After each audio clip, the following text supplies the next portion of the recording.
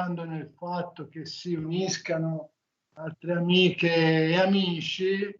Il tema dell'incontro di questa sera è la paura di Isaac's Fear. Chiaramente davanti a questo tema possiamo pensare a tre cose: alla paura di Isaac legato sulla montagna, alla scena che si lega al termine ebraico Akedah, al libro di Isaac Lampronti, Had Isaac, di cui ho qui una bella copia, purtroppo solo digitale, e all'oggetto concreto dell'incontro di questa sera, che non è un libro che già esiste, ma che è un libro in costruzione. Il prossimo libro di David Malkiel della Università di Bar-Ilan. Bar-Ilan è un'università, diciamo, federata, legata a Pisa da un accordo di collaborazione. In particolare David Malkiel è stato spesso a Pisa e ha dato un contributo importante anche al nostro lavoro all'interno del centro interdipartimentale di studi ebraici, e su un spazio più ampio di intervento su molte tematiche: storia della società, cimiteri ebraici, lingua e cultura ebraica in Italia. Lui è uno specialista riconosciuto nel mondo, e il tema del libro che sta facendo, legato a Isacco Lampronti, è però un tema di grande rilievo. Io non voglio dire nulla su questo, lascio subito la parola a collega Alessandra Veronese per l'introduzione dell'incontro e per l'apertura di un dialogo con David Malkiel. Voglio solo sottolineare, come abbiamo fatto anche ieri in una riunione del CISA, che al pari dell'incontro che abbiamo fatto sul libro Histoire des Juifs, dato da Piazzavi e altri qualche settimana fa, questo tipo di incontro di questo pomeriggio per noi assume un significato particolare, proprio perché non è la presentazione pure importante di un libro che esiste, ma è un momento di dialogo che aiuta e che sostiene la costruzione di un nuovo libro. Quindi per noi come centro interdipartimentale di studi ebraici essere un punto di interlocuzione, di confronto e di sostegno anche per opere che pensiamo che siano importanti è un motivo di onore, ed ecco perché siamo ben lieti e onorati di avere con noi, tanti amici e amiche che ci seguono, David Malkiel. Quindi subito la parola a Alessandra per entrare nel vivo della discussione. Prego. Grazie Fabrizio, grazie Davide di essere qui con noi. E dunque, vabbè, giusto proprio due parole per presentare l'amico Malkiel, a parte il fatto che forse non ha tutto questo bisogno di essere presentato, ma vabbè, comunque lo presentiamo lo stesso. Vabbè, attualmente, come già accennava Fabrizio, è full professor presso l'Università di Bar-Ilan nel Dipartimento di Storia di Jewish History. Ha conseguito il suo PhD a Harvard University nel Department of Near Eastern Languages and Civilization, e ha avuto una serie di premi, di borse di ricerca di vario tipo. Insomma, ora qui non sto a dirli tutti, ma per esempio ha avuto la Lady Davis Fellowship alla Università Ebraica, il Dinur Institute for History nel 94, ha avuto poi la Harris Star Fellowship all'Università di Harvard, e vari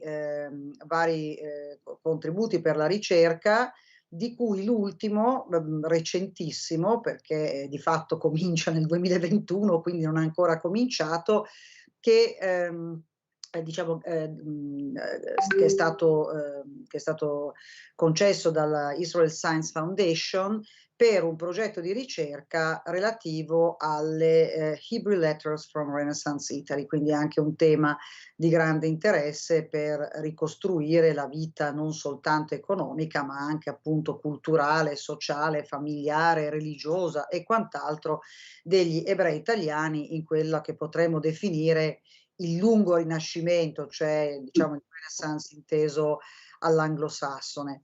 E dunque, ripeto, non mi sto tanto a dilungare perché il curriculum è lunghissimo, idem il numero delle pubblicazioni, che non avrebbe senso qui ora ricordare tutte.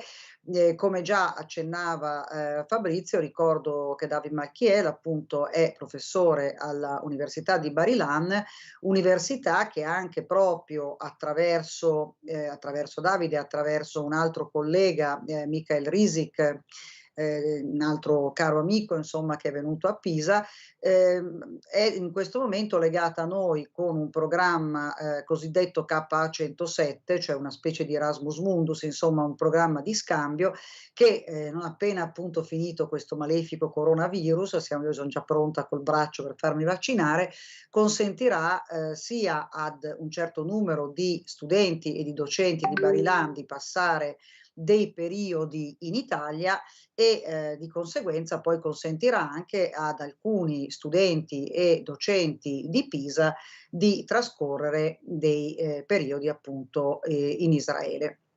Allora, venendo invece al tema di oggi, ecco, io anche d'accordo con Davide e con Fabrizio, più che una vera appunto e propria presentazione, approfitto della presenza dell'autore per fargli una specie di piccola intervista con 3 domande su cui poi eventualmente tutti potranno evidentemente intervenire, interloquire, insomma, in modo tale da consentire sia una presentazione di questa opera ancora, diciamo che ancora deve essere realtà in qualche misura, cioè nella sua versione inglese, e poi appunto permettere a David di ragionare un po' più distesamente su quelli che sono stati e continuano a essere alcuni dei suoi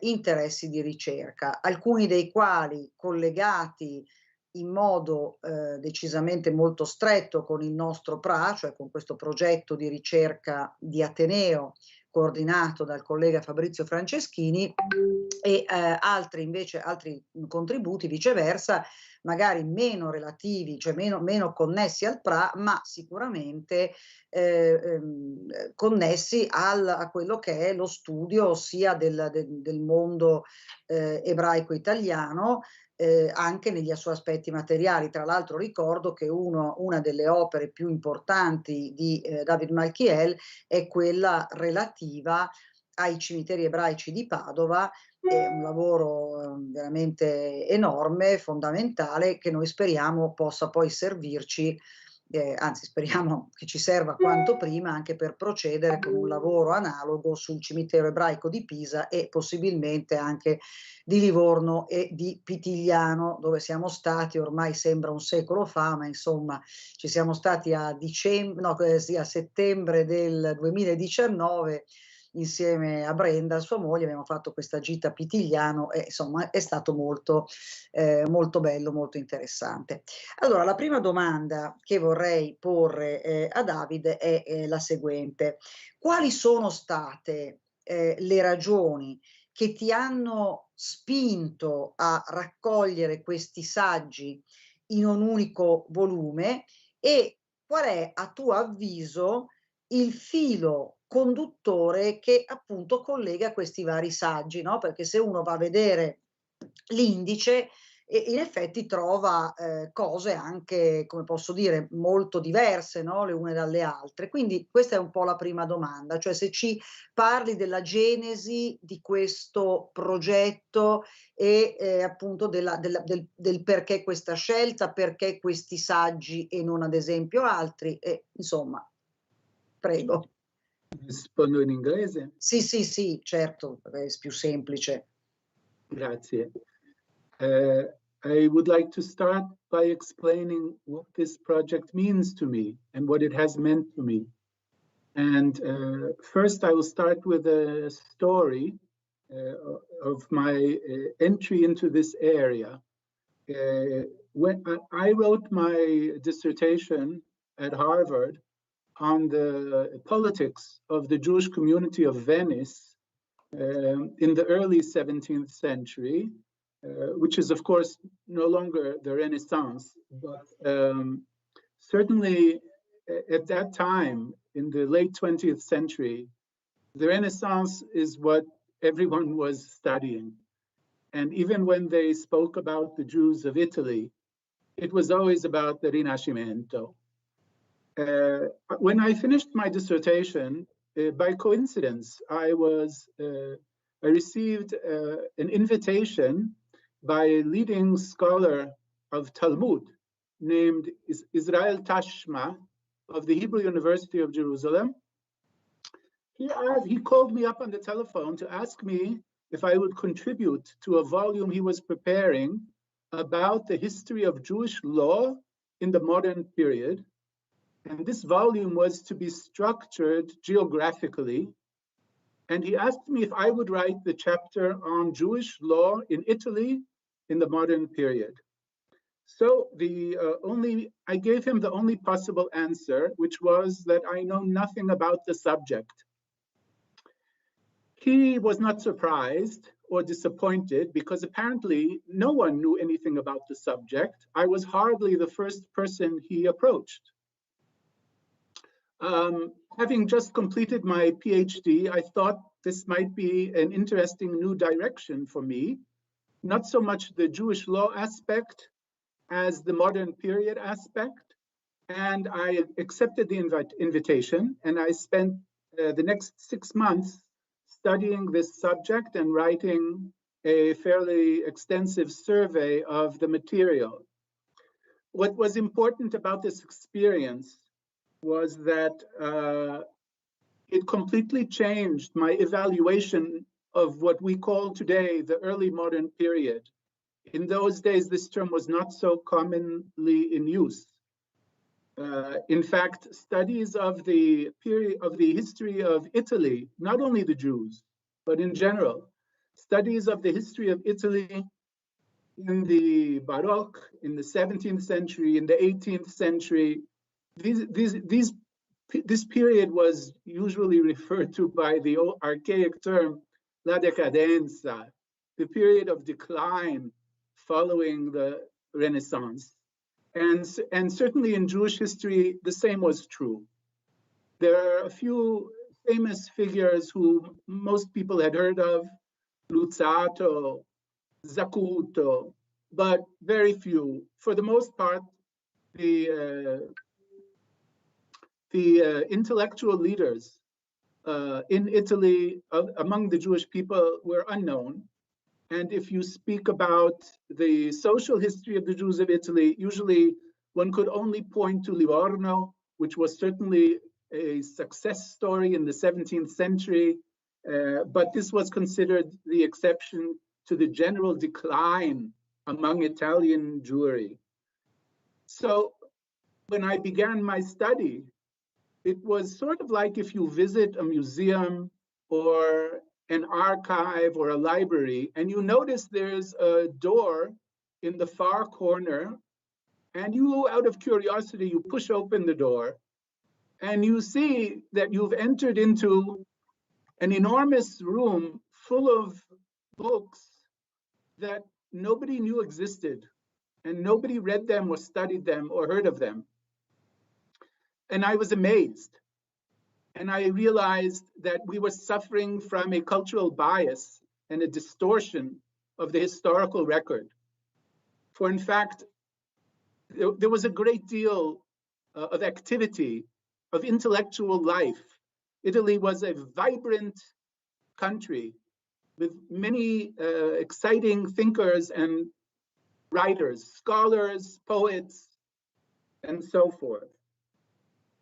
This has been the first step in what I've been doing since then in different ways, studying the culture, the heritage, the legacy of the Jews of Italy in the early modern period. Isacco Lampronti, Rabbi Yitzchak Lampronti, and his encyclopedia, Pachad Yitzchak, Fabrizio referred to it as Paura di Isacco. In fact, in some texts from the period, it's timore, which is, I understand, the same thing. And for me, Pachad Yitzchak has come to epitomize the creativity among the Jews of Italy in the early modern era. This is the first significance of the project for me. But there's more. I will talk a minute about, soon I will talk about some aspects of this man's life and career, but now I will just mention what everyone knows, that he was not only a rabbi, he was also a physician and therefore a scientist.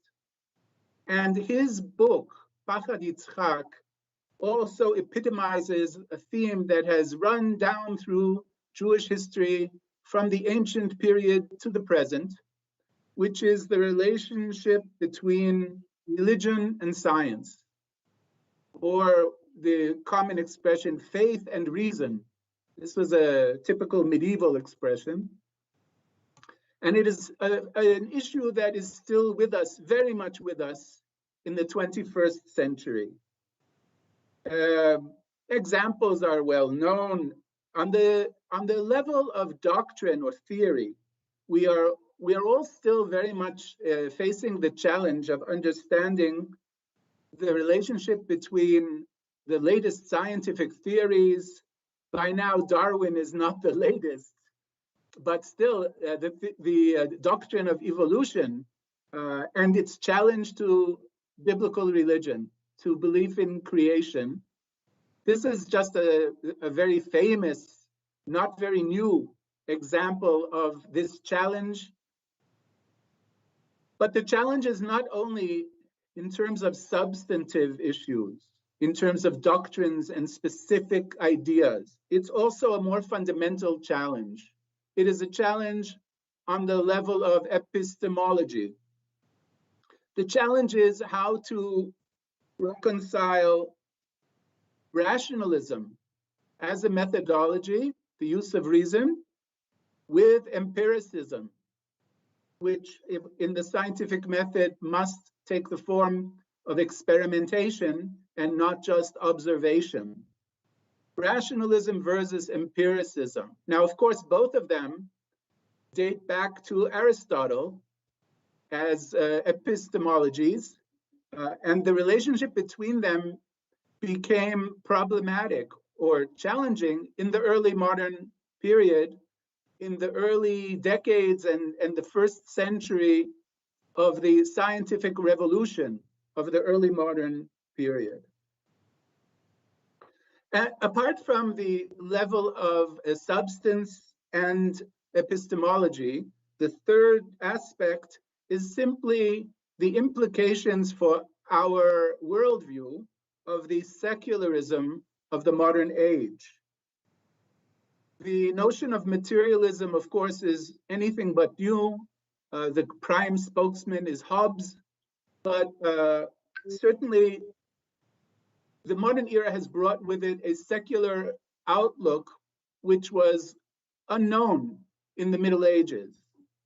And this, of course, poses a fundamental challenge to faith, to religion. And in these three respects, Lampronti and his book epitomize the confrontation between science and religion, reason and faith. I'll come back to this in a moment, but I'll just say something about how I proceeded to advance through this field of early modern Jewish intellectual history. From my initial survey for Professor Tashma, in the course of my study, I encountered a lovely fellow, a delightful writer named Salvador Joshua Segre, who was from Scandiano in the Po Valley, not far from Reggio Emilia, in the Settecento.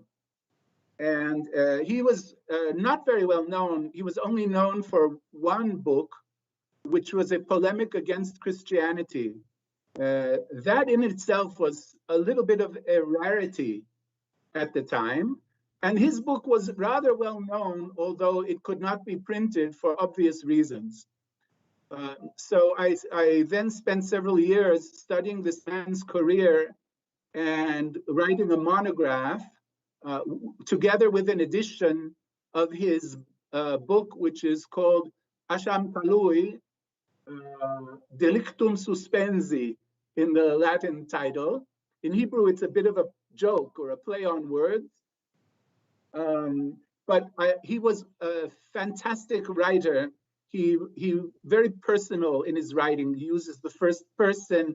He wrote something like 80 books, hardly anything published, hundreds and hundreds of poems, rabbinic responsa. He spent his life writing all these things that no one ever read or were published in his small town of Scandiano, a town which even then, one of his correspondents wrote they'd never heard of, didn't know it existed.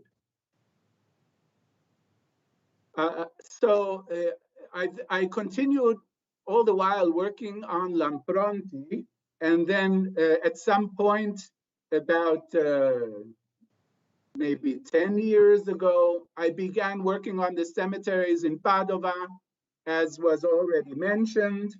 And they, of course, the significance of that project for this purpose, for today, is that my study was longitudinal. The period of the Padova cemeteries runs down from the Renaissance to the Risorgimento, 1529 to 1862. So in short, I saw that it was possible to view the tombstones in Padova, in the cemeteries of Padova, as a tool, a lens, a mechanism for studying the culture of Padova's Jews in the early modern period and into the beginning of the modern period. But that's not my subject today. Now I'll come back to focus on Lampronti and the Pachad Yitzchak. My initial article in the volume it gives details of his career and the qualities of his book, and then focuses on the major feature of his thinking, which is his empiricism. I'll talk about that in a minute. But I would like to say just some general background about his environment, his cultural and intellectual environment. For one thing, he expresses the characteristic of his age, which was eclecticism. This was an age of encyclopedias. It's hardly the first, although in Jewish literature, it is the first. He shares the emphasis that was quite common at the time on reason, on nature. Muratori is of course the prime representative when we talk about Illuminismo. But in Ferrara we have Girolamo Barufaldi, Gian Andrea Barotti, and slightly later Castro Innocente Ansaldi. Specifically, Lampronti's connection is most apparent in his entries about science, where he expresses his vast erudition in the contemporary scientific literature. He was, as I mentioned, a physician.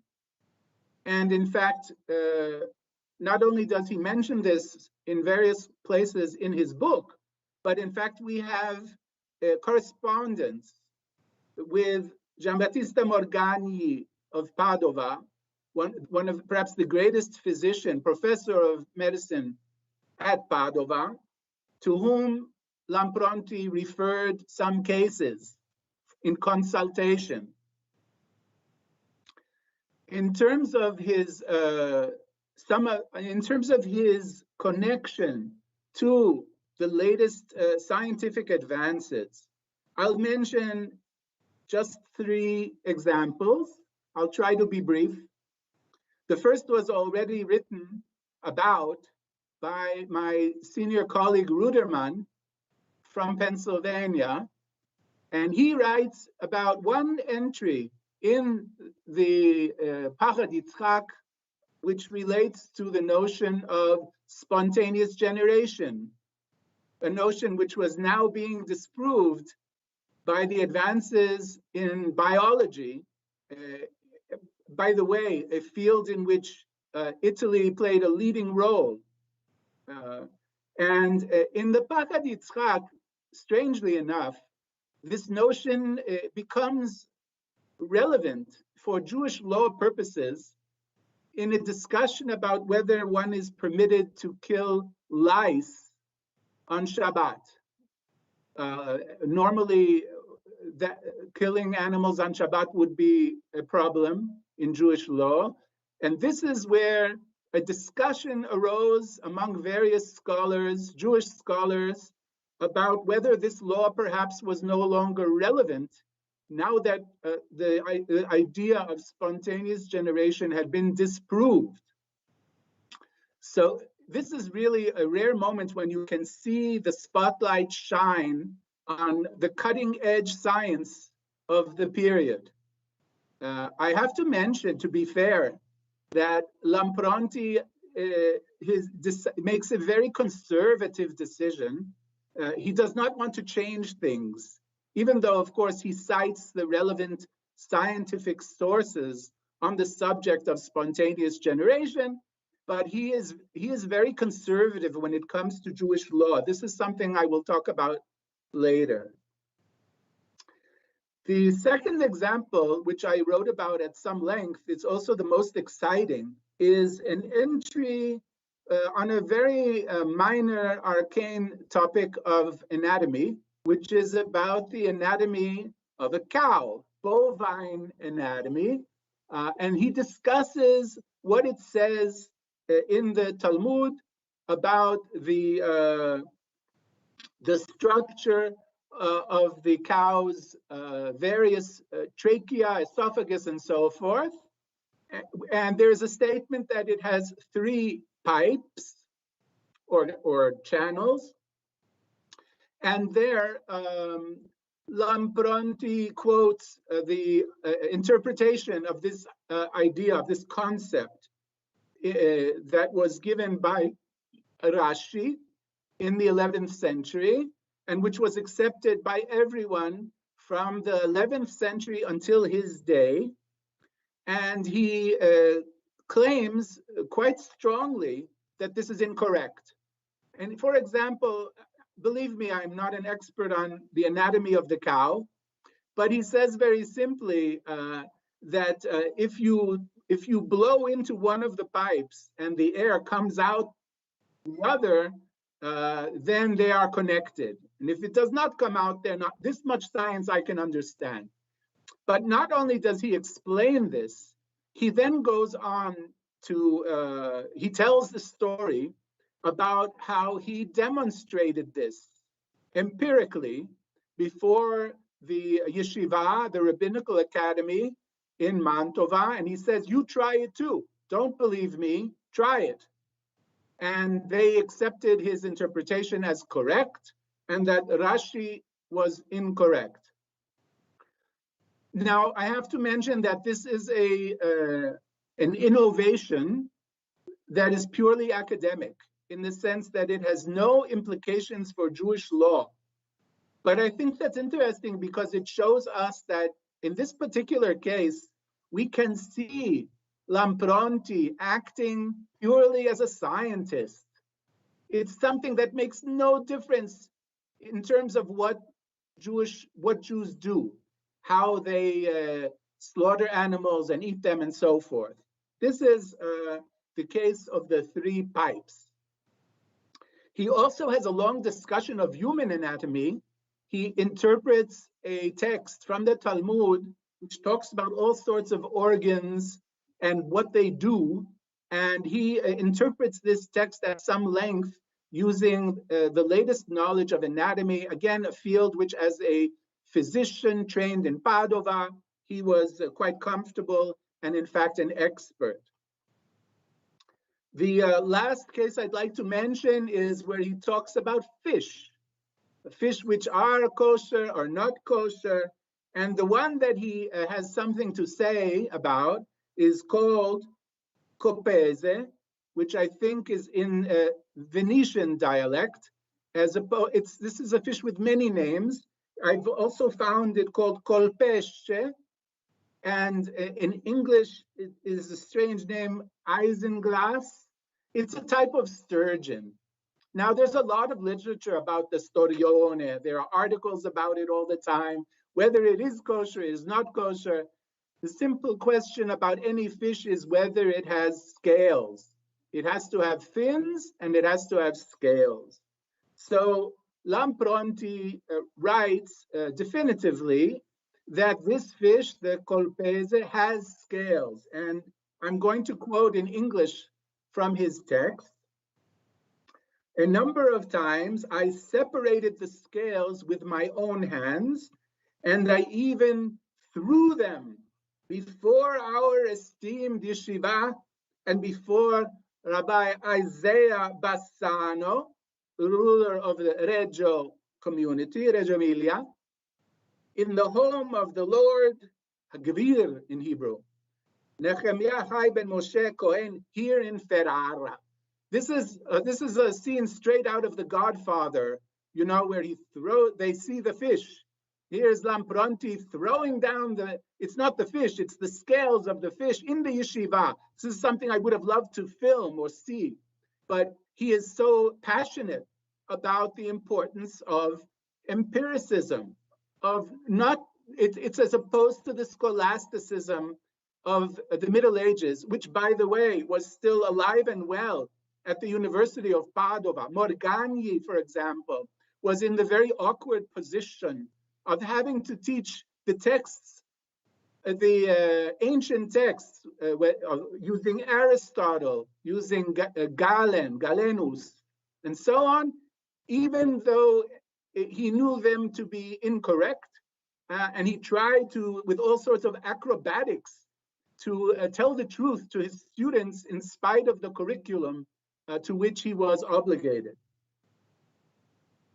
Now, so much for his empiricism. Coming back to the book itself, so it's commonly referred to as an encyclopedia, and that makes sense in the sense that we have alphabetical entries. But in fact, the entries are not like an encyclopedia as we would define it, because what we expect is some sort of very brief summary of the subject, which is actually similar to what the book is actually called originally when it is published in 1750. It's called dizionario, which is a very common word at that time for encyclopedia. And that's what we would expect, but you hardly ever get such a thing. That's not what he's doing. What he does is, for every entry, most of the time what he does is provide a list of references to sources.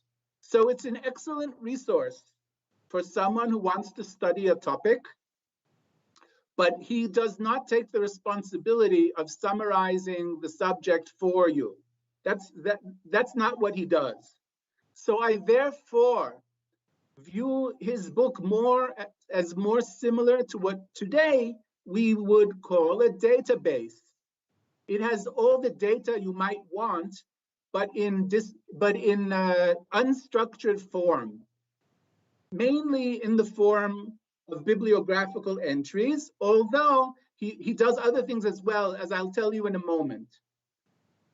To understand how this book came about, you have to understand I will tell you what it looks like in its original form. There are a few manuscripts. The one that matters most is the first one, which is located in Paris at the Bibliothèque Nationale. This is I think it's 135 volumes. And these volumes are almost entirely blank pages. Because obviously what he did is he took a set of notebooks and he labeled them with letters of the alphabet, obviously the Hebrew alphabet. And then over time, he began to fill in entries more or less in alphabetical order. This is a project that he conducted in the yeshiva in Ferrara, and he was not the only one to put in some entries, and obviously this went on over many, many years.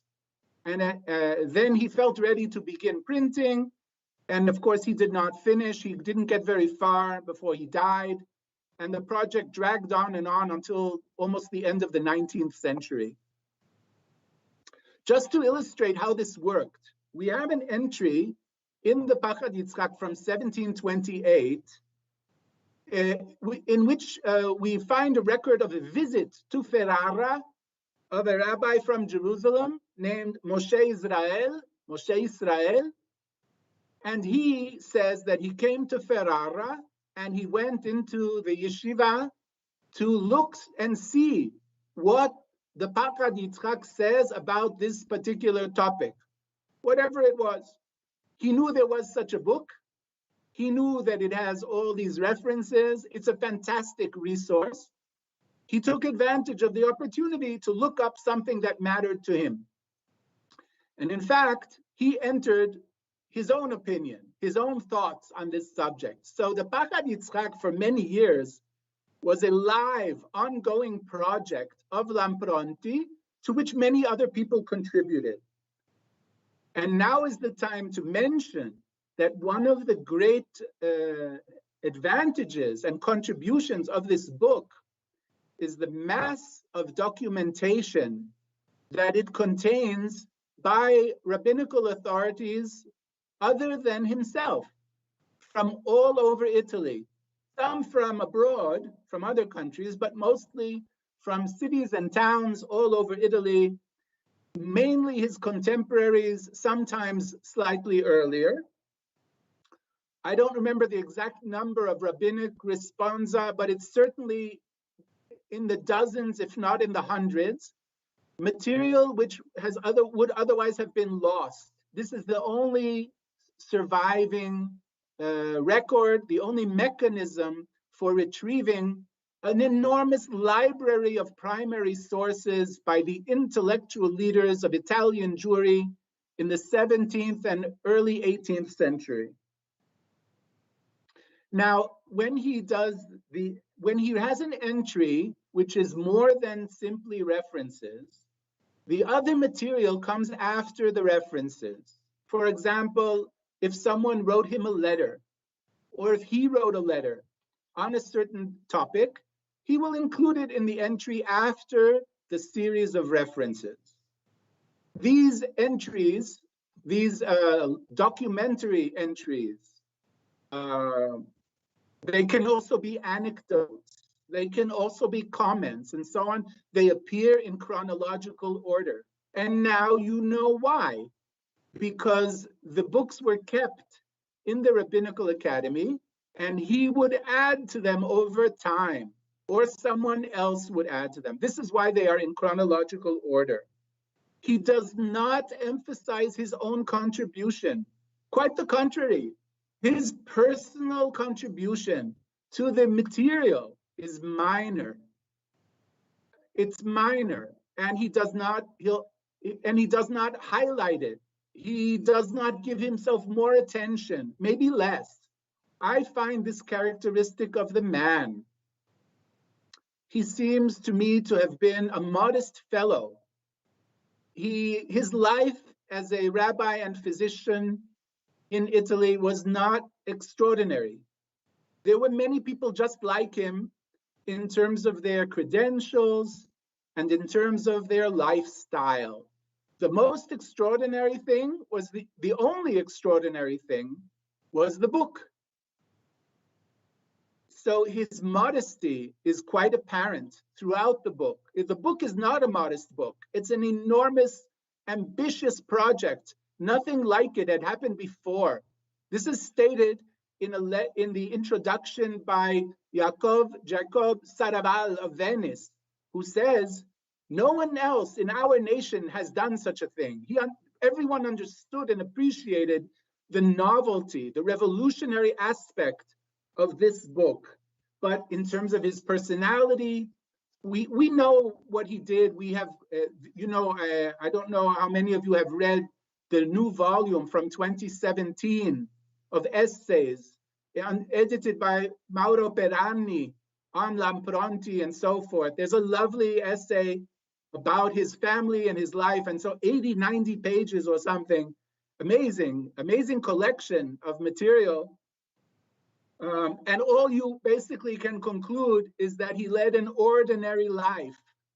And he was an ordinary man in terms of how he could have been perceived in society, but not in his mind. In his mind, he was extraordinary. Okay, now this description of the nature of the book is important so that you can understand how I decided to proceed in my own project.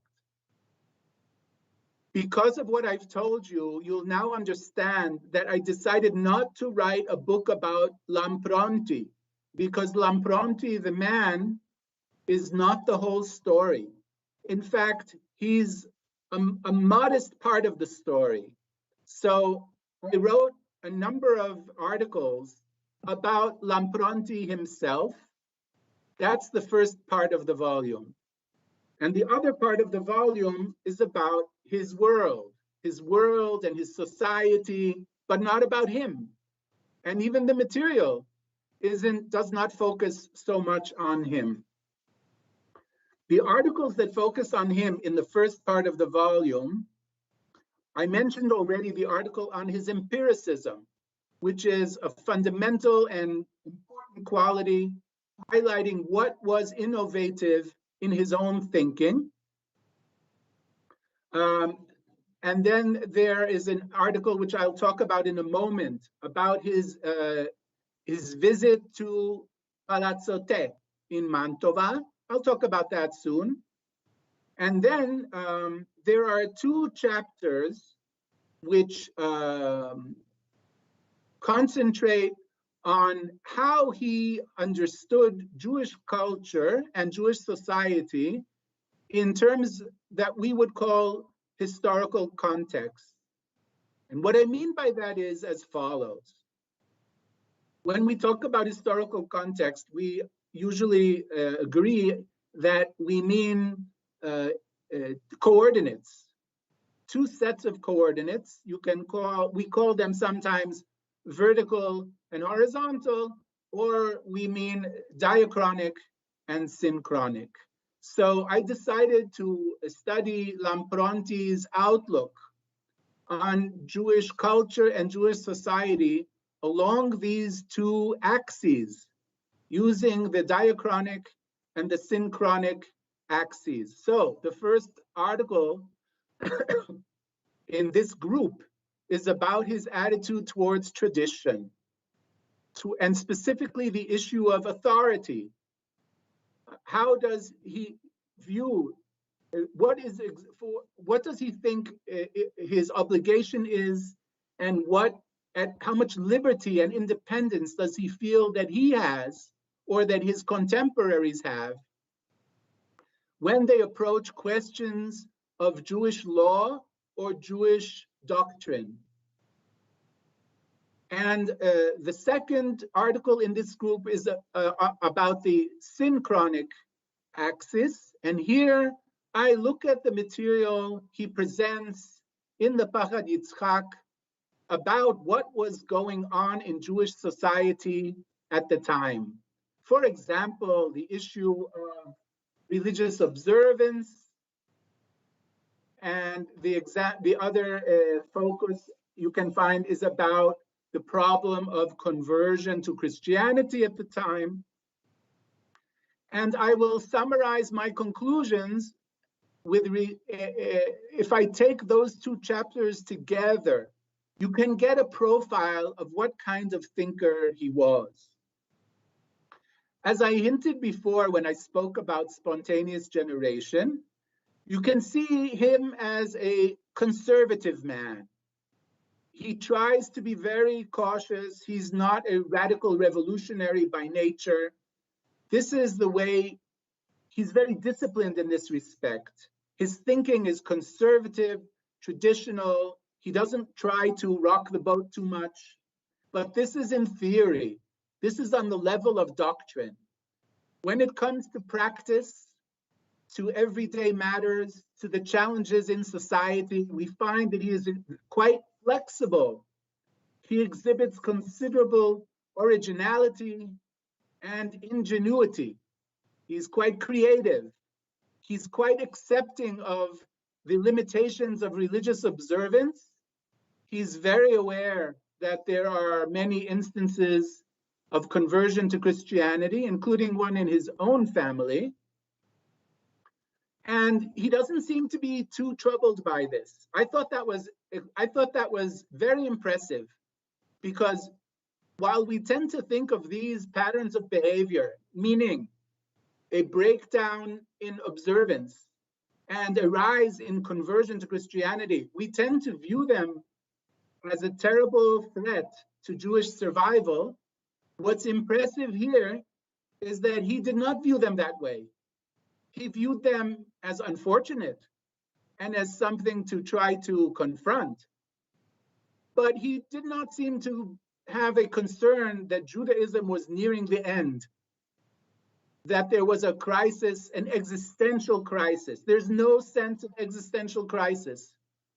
And people who talk about la decadenza have to revise their thinking along these lines. Now, when we look at the Jews of Ferrara, his own community at that time, we can find in the Pachad Yitzchak evidence of two opposing tendencies. On the one hand, as I mentioned, you see a certain degree of laxity, transgression, incomplete religious observance.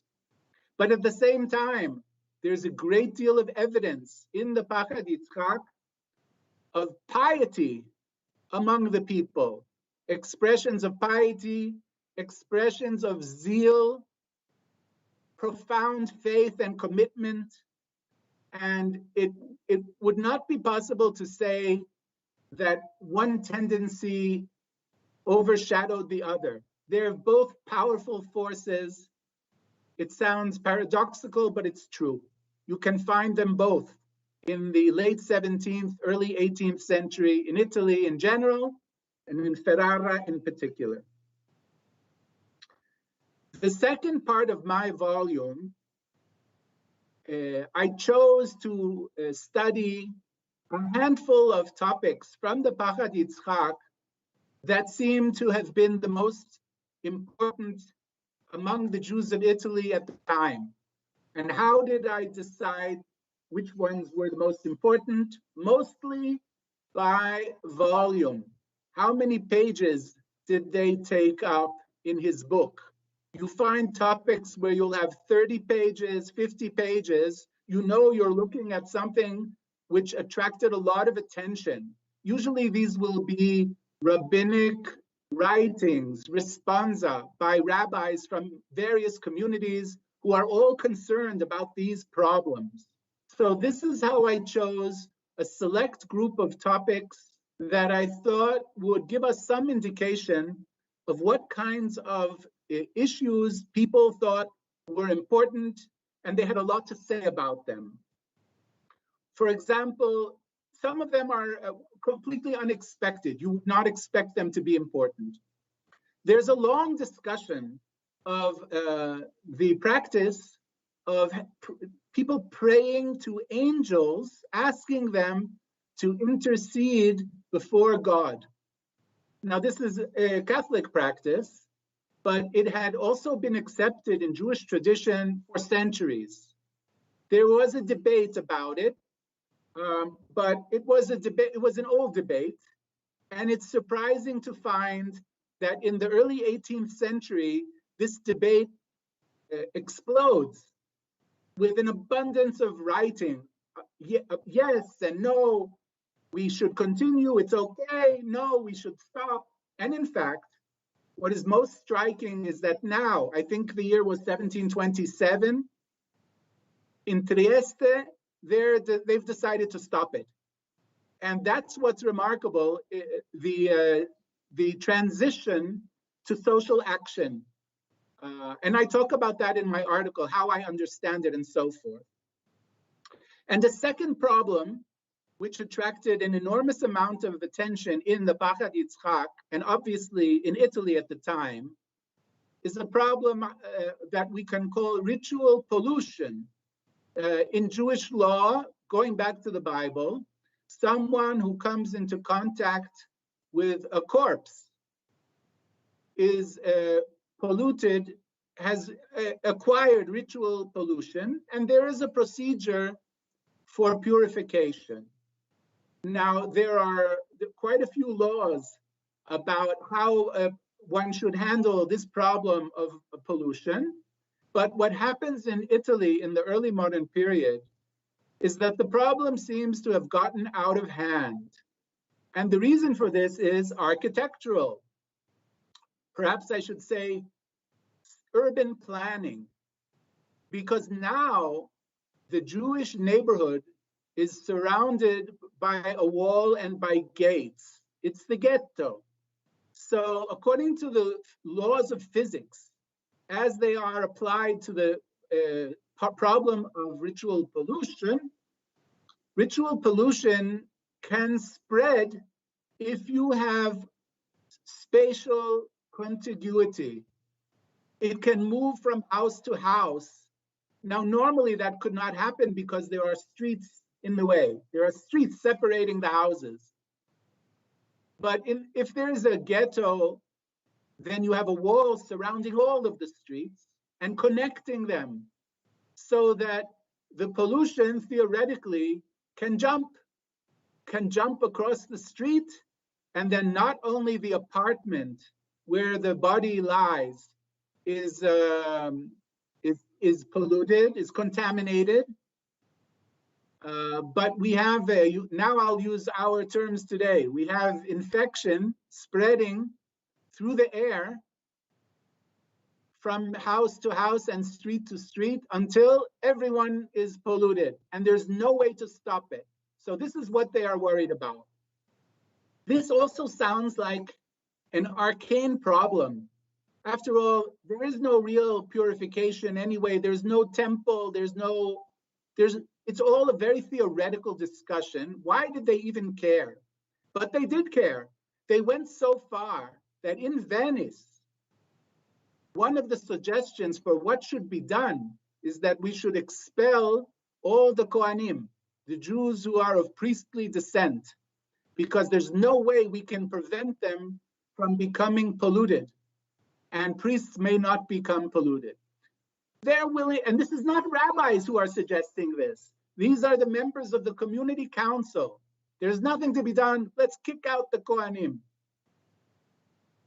It's crazy, but this is something that was happening. And there are lots of rabbinical opinions on what we can try this, we can try that. Some of them are small books. They're so long and complicated and detailed. And they are published in the Pachad Yitzchak. In this section, I also published a paper on the Sambation River, which is the next, it connects to the next question Alessandra wants to ask me.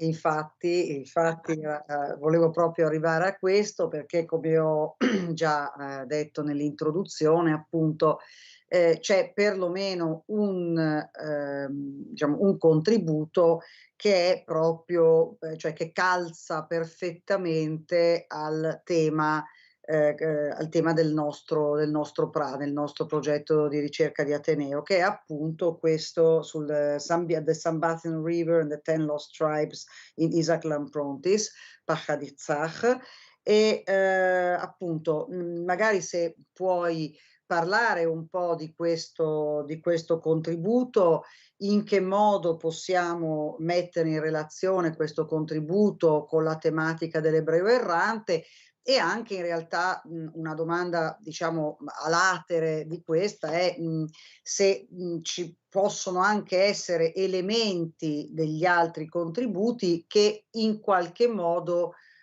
contribuiscono a, diciamo, a dare un'immagine un po' meno stereotipata dell'ebreo errante. Thank you. Yeah. So, first of all, I want to talk about the concept of l'ebreo errante from a theoretical perspective. My jumping off point is a thesis put forward some years ago by Yosef Chaim Yerushalmi, who is no longer with us. And he has a short article, not very well known. And there, what he does in this article is to say that exile is not an exception to Jewish history. Exile is the rule. Diaspora is the rule. Dispersion is the rule. This is a perennial, eternal motif in Jewish history. Now, of course, once you think about it from this perspective, it's obvious. If we look back at the Bible, at the beginning of Jewish history, we start with Abraham, the wanderer from Mesopotamia, who wandered into the land of Canaan and then went down to Egypt and back and so forth. He's constantly wandering. L'Ebreo errante starts with the first Hebreo, Avraham Ivri. But, I mean, what's revolutionary in the Yerushalmi's thesis is that he turns this characteristic into something that not only is not negative, well, maybe in Yerushalmi's case it's neutral, but not negative. And I would like to develop it further. In my mind, I develop it further into a positive attribute of Jewish history and Jewish culture. And the first aspect I would like to highlight from this perspective is the image of the cosmopolitan Jew. And I will illustrate this first with a joke. We can lighten the atmosphere a little bit. A man is flying from New York to Japan, and he notices that a few seats away from him on the airplane are these two Jews in that strange outfit with the hat and the coat and the huge beards and so on. And he pays them no particular attention. And then they, at the end of the long flight, they arrive in Japan and they pass through the passport control and they get their things. And then he notices that these two fellows are starting to leave the room, and one of them says to the other, Kim shoin, shim shoin, the zin shin shoin.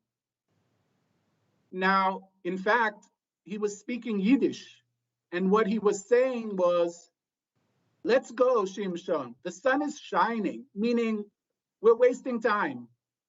But this man, of course, he heard what he heard, and he could not help muttering to himself, those Jews.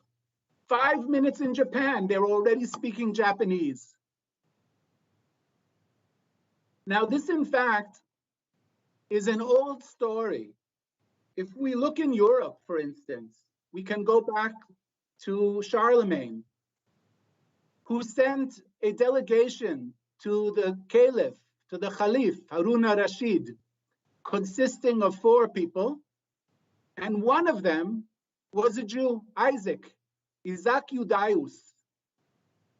4 years go by, and nothing is heard of these men. Finally, someone arrives from Baghdad, and he says, oh yes, but only one of them is coming back. Isaac Yudaeus is the only one coming back, and he's coming back with lots of presents for Charlemagne, meaning his mission was a success. The others disappeared. Nothing more was heard of them. Now, when it comes to a story like this, what we can fill in the background. In the Charlemagne's time, as in later centuries, the Jew had an advantage when it came to wandering, when it came to travel. He could always find someone in his country of destination with whom he could communicate. He could always hope to find a Jew who would know Hebrew. So he was never completely a stranger. And in fact, it wasn't only a question of Hebrew. We find that these Jews in the Middle Ages and in the early modern period and into our own time were very adept at acquiring new languages. Now, the cosmopolitan aspect has implications for the concept of home, which you would think is the antithesis of Hebreo errante. In fact, we find that the Jews in the Middle Ages, almost everywhere they were living, felt quite at home. They did not feel like strangers. For example, in the 1140s, we have a text from the 1140s which describes the foundation of the Jewish community of Speyer in Germany, in the Rhineland. And there, the author explains that the community of that the community of Speyer was founded after a fire broke out in Mainz. And Mainz is described in nostalgic terms. It's called, I'm quoting, the city of our birth, the place of our ancestors. The author is mourning for the loss of Mainz, which forced him into exile to Speyer. He doesn't feel that he's betraying his heritage by referring to Mainz as his homeland rather than Palestine. And no less striking is the conversation reported in the 1520s in Siena. This is a conversation that took place between David Reuveni, whom I'll come back to him in a few minutes, and Ishmael Darietti family, very powerful family. So Reuveni asks Rieti, don't you want to go to Jerusalem? He says, no, I'm quoting, I do not want Jerusalem. I only want Siena. Now, Yerushalmi would be very pleased with Rieti, and it would confirm or support his argument that Jews always longed for the land of Israel, but they were fine where they were. And the Zionist agenda has to be taken with a grain of salt, because 2,000 years of Jewish history tell a different story. Now I'll talk about wandering in the opposite direction, wandering not from Italy, but to Italy.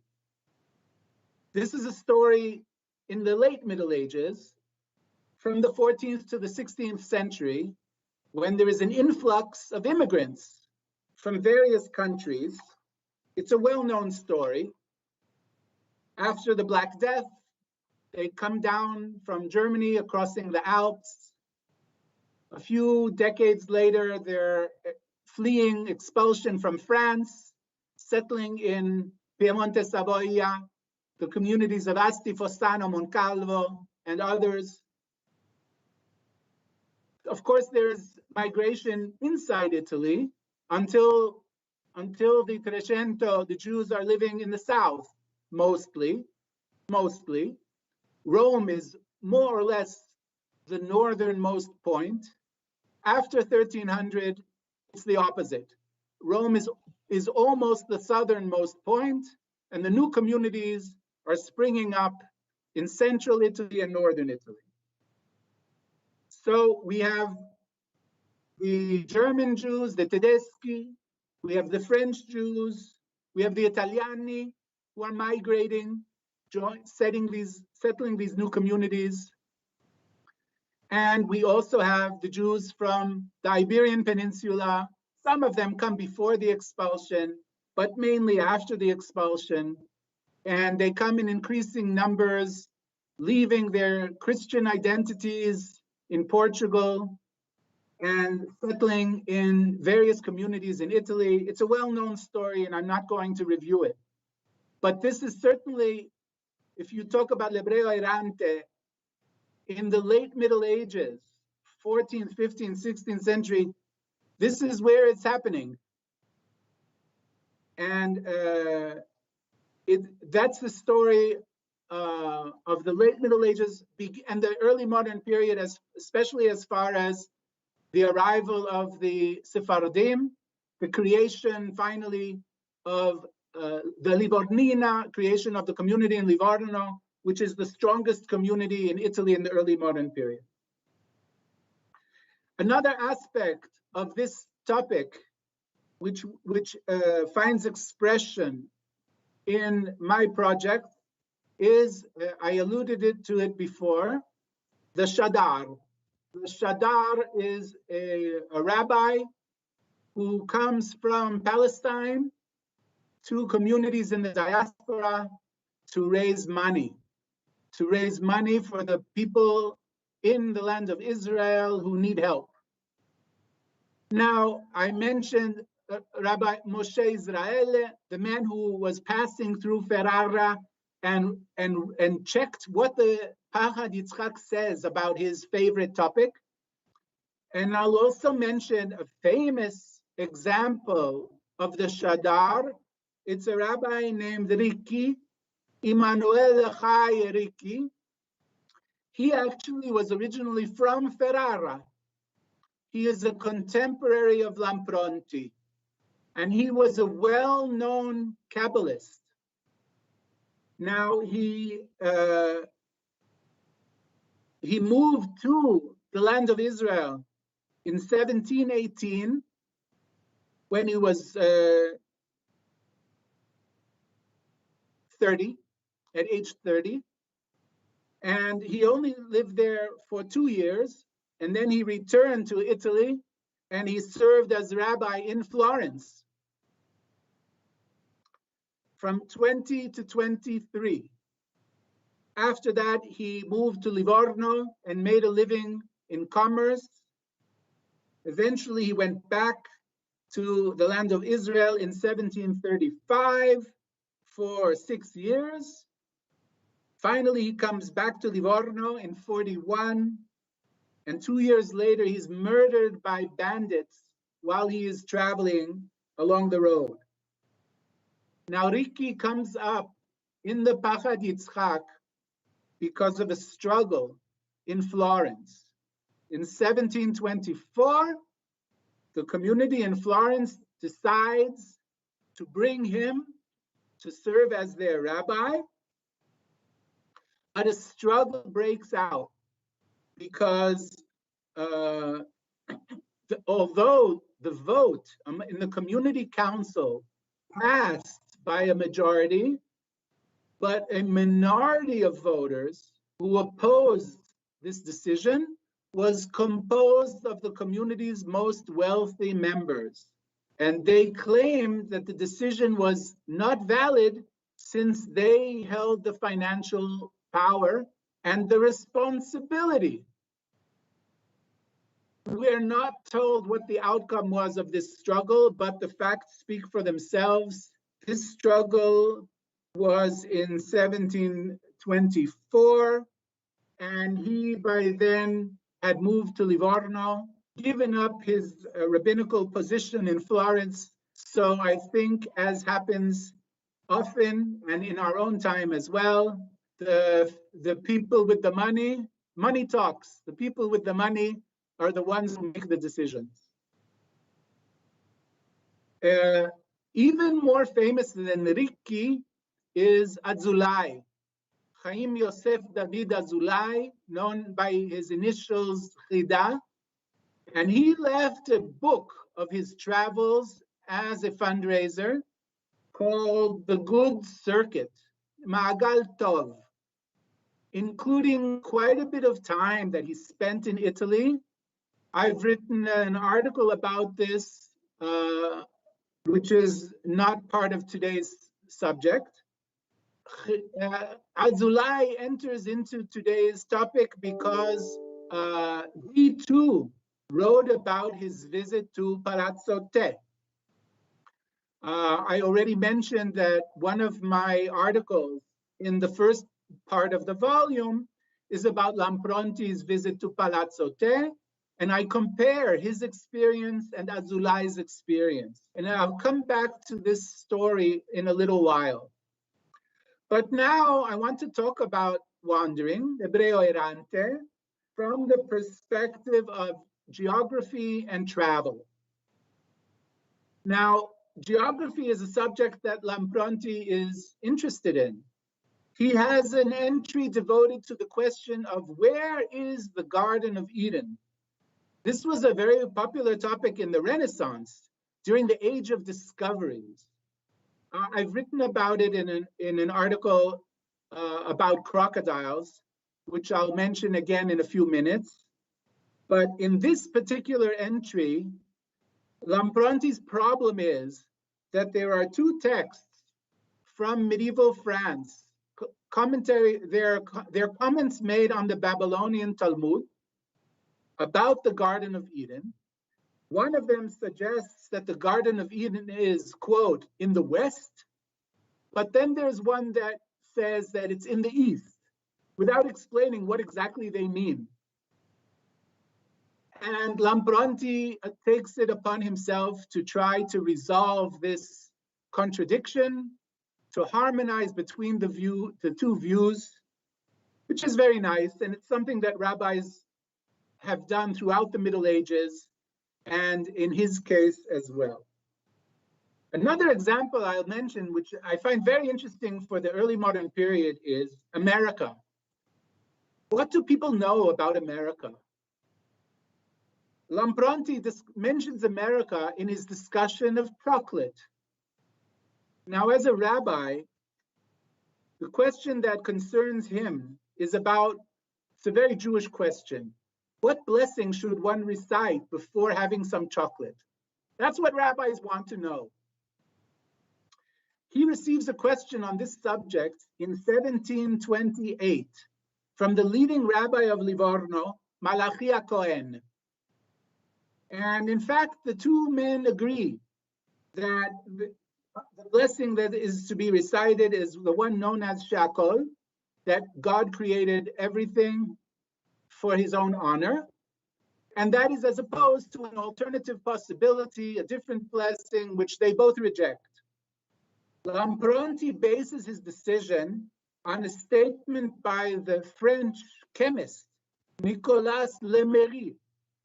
Lemery had written that in America, cocoa is planted to be eaten, not drunk. And that's what dictates his decision about which blessing is appropriate.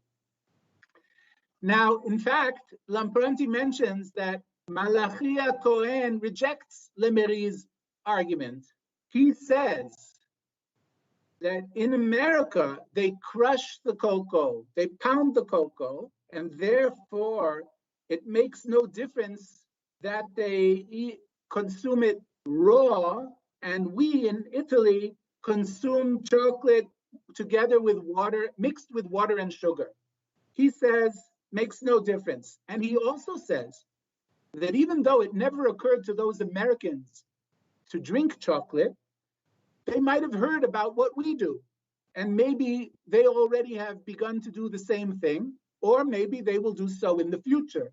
Here we have a little bit of ethnocentrism, where Malachi Cohen thinks that, of course, what we do is superior to those wild Americans, but sooner or later they're bound to become civilized. which is an idea one can still encounter from time to time.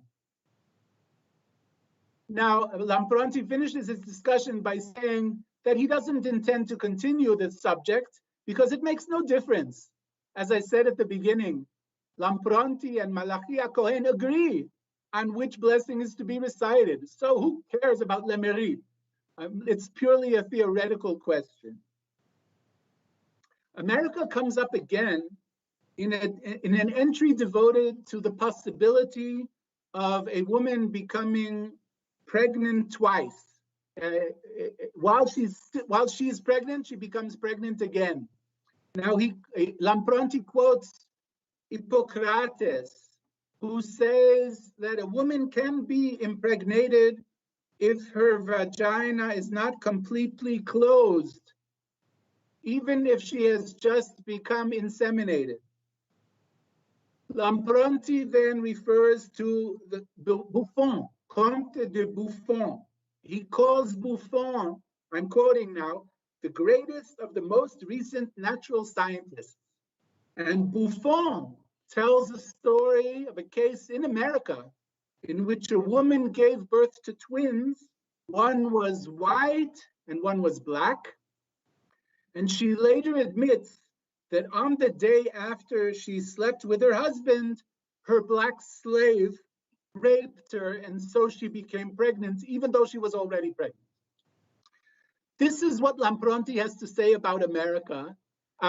It's not very different, actually, from what you can find in the book I mentioned earlier by Segre. They know very little, actually, about the colonies, about the American colonies. This is all before the Declaration of Independence and so on. But at least they have some interest. Now that's looking to the West. Now I come to the subject Alessandra already mentioned, the 10 tribes. Now, in fact, Lampronti has an entry devoted to the 10 tribes, and there he's facing a doctrinal problem, because there is a statement in the Mishnah, Sanhedrin, chapter 10, number 3, that states that the 10 tribes will never return. And this statement is considered puzzling, problematic, and threatening. And it requires a solution, a rationalization, and Lampronti offers a number of such solutions, except that I have to add that this is one of those cases where it's hard for us to be sure who wrote this, because oftentimes Lampronti publishes in his book little essays that were written by other people, and that might be true here as well, I don't know. But now I come to the Sambation. Now, the entry on the Sambation in the Bachad Yitzchak is unique for 2 reasons, in 2 respects.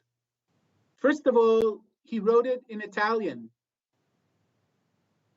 The book is a Hebrew book, and that's also why it was not published in its place. Only after the entire book was published was this individual entry published in Italian. And the other reason it's unique, or what makes it unique in another respect, is that the article is devoted to bibliographical references, as always, but to sources by non-Jews. And that's unique. Now there's plenty of stuff, lots of literature about the Sambation and the 10 tribes in Hebrew sources dating back to antiquity, but that's not what he is concerned with in this entry. In fact, as I discuss in the article, he publishes this essay, which was created by a younger colleague named Modon, not by himself. He did not do the research himself, but he asked Modon to do it for him, and then he published it. Now, you saw the poster for this session today, with a lovely image of the 10 tribes. I'll just mention where I took it from. It's from the Catalan Atlas, created in the 14th century by Abraham Crescas, a Jew from Mallorca. It's a beautiful source, and it's an example of how maps were created not only with geographical information, but also with all sorts of other information. For example, we have zoological information and ethnographic information and so forth. This is in the 14th century, slightly before the great voyages of Columbus, Balboa, etc. Now, some background about the Sambatyon.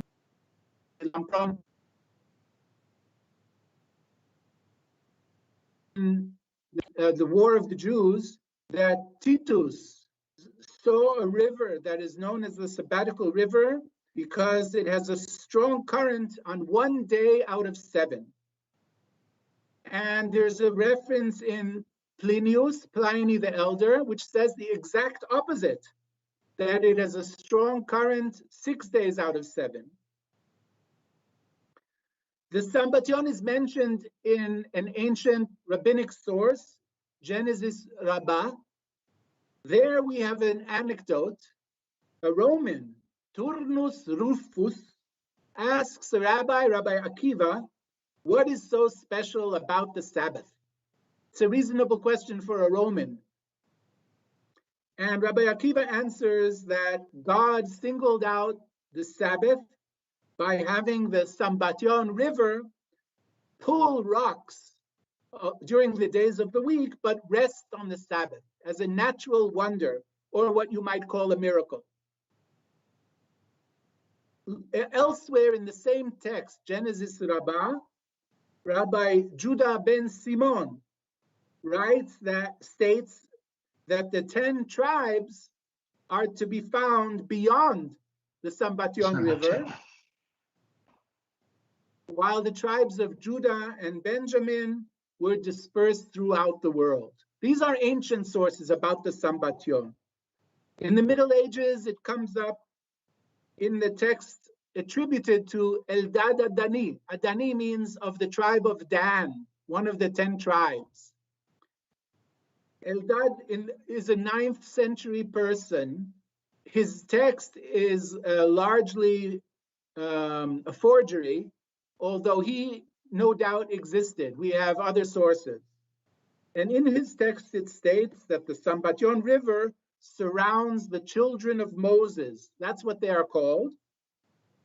And that it cannot be crossed on the Sabbath, meaning it's too stormy or too turbulent. Benjamin of Tudela in the 12th century associates the 10 tribes with the Jews of Khaybar in the Arabian Peninsula, and he describes them as independent and warlike. And at another point in his itinerary, he reports hearing that some of the tribes are to be found in the mountains of Nishapur in Persia, and they are described as having the same characteristics. Pay attention to the characteristics. They are independent and fierce. Now, this is, of course, an inversion of the self-image of the diaspora Jew as being politically vulnerable, helpless, subjugated, certainly not warlike and fierce.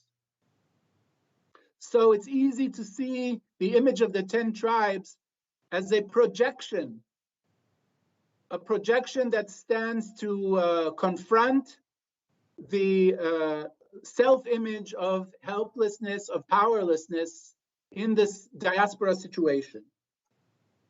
An extremely influential source is the letter attributed to Presbyter John, Gianni, in the 12th century, 1165, a letter to the Byzantine emperor, which reports that in fact the 10 tribes are his neighbors and that they live in peace, but are subservient to his kingdom, which is a Christian kingdom.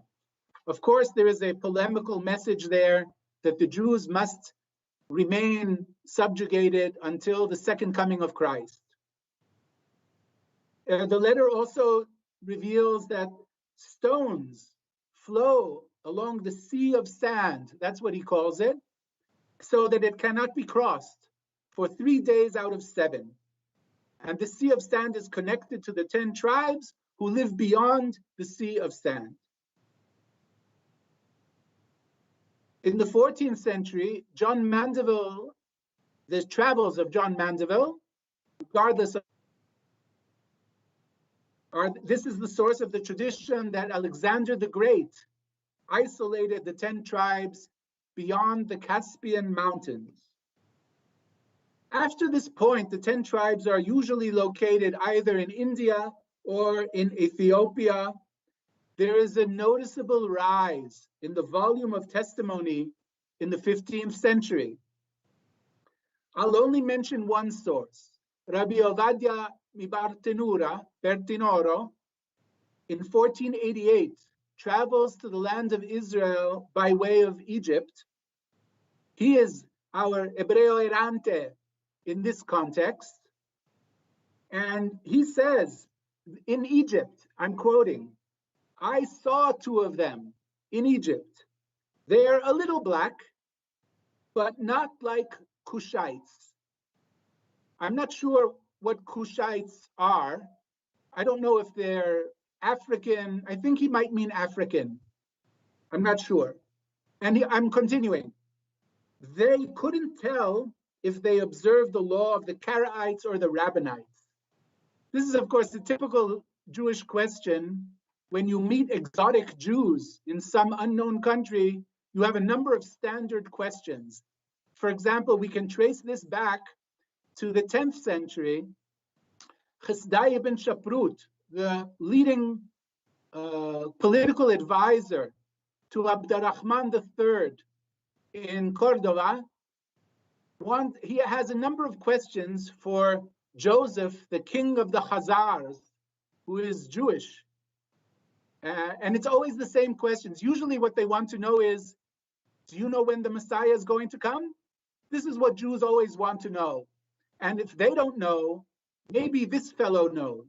So they always ask this question. So in his case, Bartenura is curious to know what kinds of Jews are these? Are they like us, or are they some other version?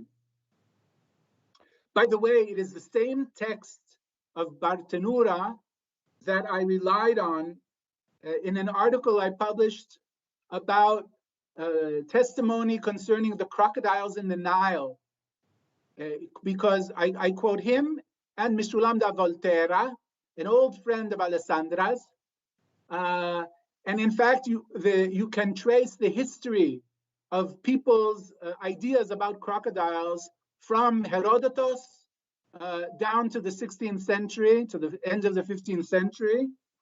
And the point there is that inevitably, there's no other way. This is human psychology. We tend to synthesize and conflate what we actually see with what we know we must see, based on what we've been told, what we've been taught, and our cultural background. So, for example, you can find it in Aristotle, in Pliny, and in medieval commentators, scientific literature, and travel literature. I believe that this relates somehow to the work of Stefano Perfetti, with which I'm not really familiar, but I've seen a reference to a book on medieval and Renaissance commentaries on Aristotle's scientific writing on animals. I don't know if I got that right. Okay, thank you. Now, the most important and famous case of the 10 tribes wandering over to Europe is the man I mentioned earlier, Reuveni, David of the tribe of Reuven, or at least that's how he presents himself. This is in the 1520s. He starts his visit in Venice, travels down to Rome. The story is pretty well known. He then moves on to Portugal, And then all sorts of things happen and his journey goes wrong. People can't tell whether he's a faker or telling the truth. Even in Venice, they have him examined by the leading geographer of Venice, who published the Navigazioni. His name escapes me at the moment. The Senate asks him to interview Reuveni and find out whether he's a liar, like Martin Guerre in Davis's monograph. You know, fake identity. My colleague Miri Eliav Feldon has a lovely book on problems of identity in the 16th century. And the Reuveni is a lovely example of this.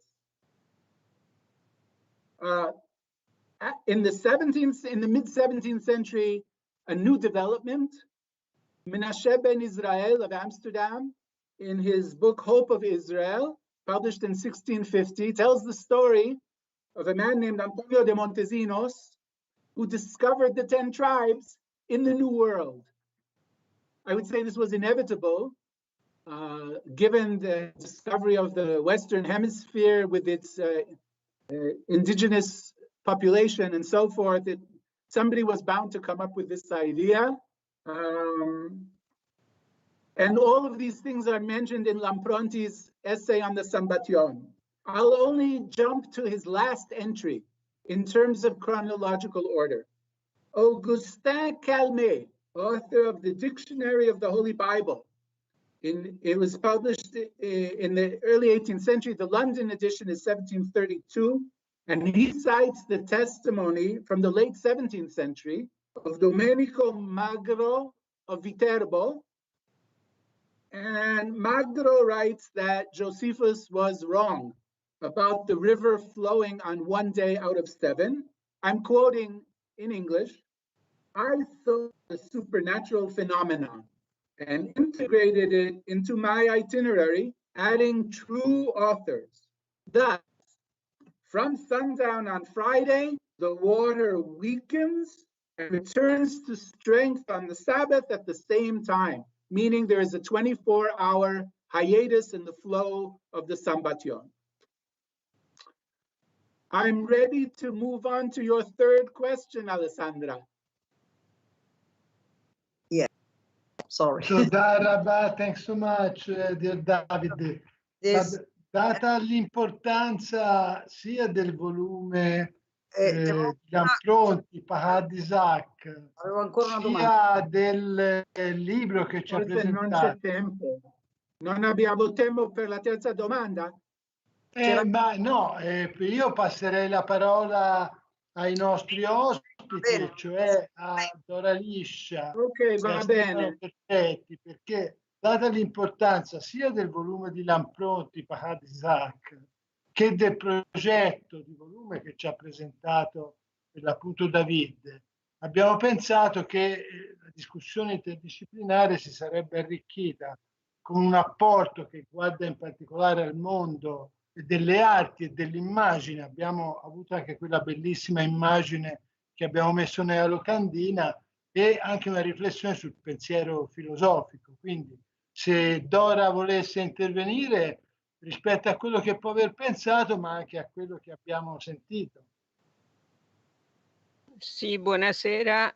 Io ho letto con molto piacere e molta attenzione l'introduzione e devo dire sono emersi più domande che risposte.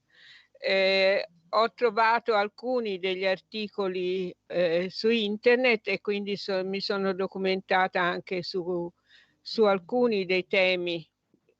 In realtà avrei dovuto dire, ma vista la densità dell'esposizione del professore, preferisco porre due domande.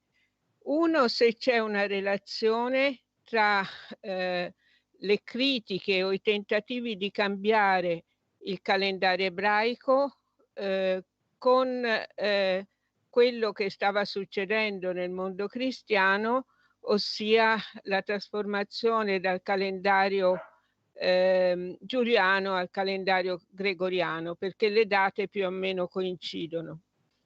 L'altra cosa si riferisce a Bernardino Ramazzotti, che io ho un po' studiato perché nella recente mostra agli Uffizi è stato uno dei protagonisti, perché gli sono grata, perché ha confermato un'ipotesi che avevo proposto, cioè quello che il motivo per cui gli ebrei erano stati condannati alla cencerias e ostrazzeria derivava dal fatto che era cresciuta la richiesta di carta per il boom che l'editoria stava subendo in questo periodo.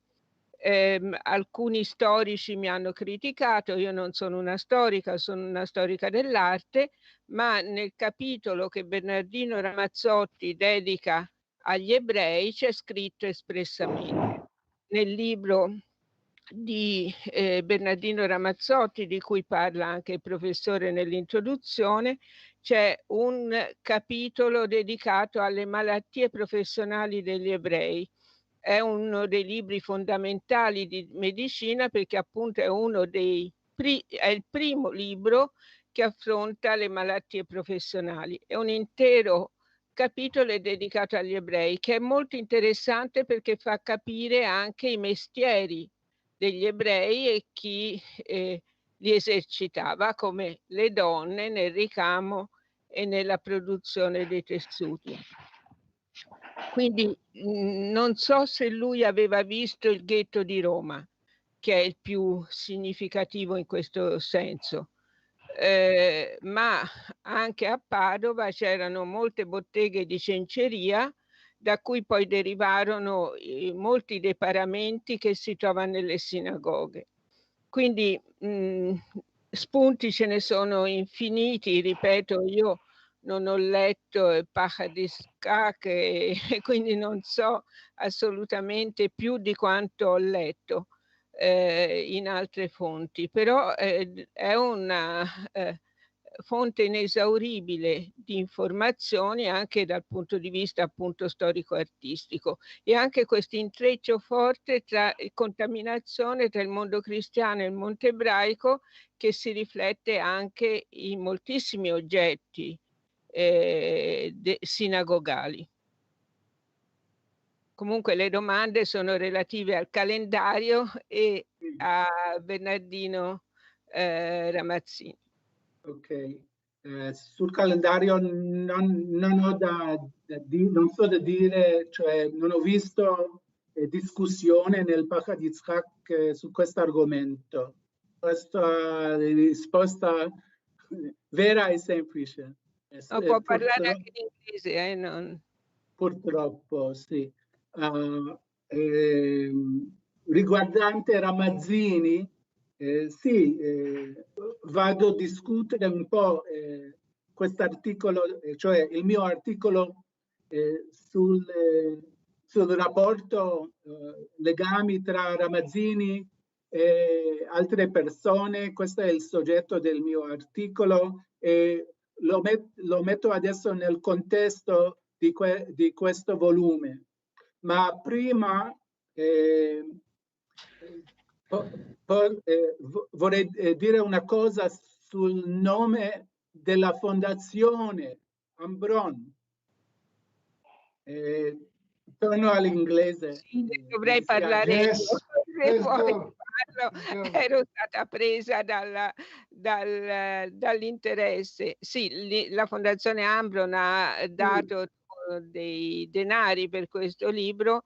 Io sono nel comitato scientifico della Fondazione e siamo sempre stati interessati appunto a tutte quelle pubblicazioni e a quelle iniziative che coinvolgano il mondo ebraico. Quindi molto volentieri abbiamo contribuito. But there is also a connection, a substantive connection to the foundation with Lampronti because of the mystery of the name Lampronti. So this is a name that's very strange, and much ink has been spilled in an attempt to understand where it comes from.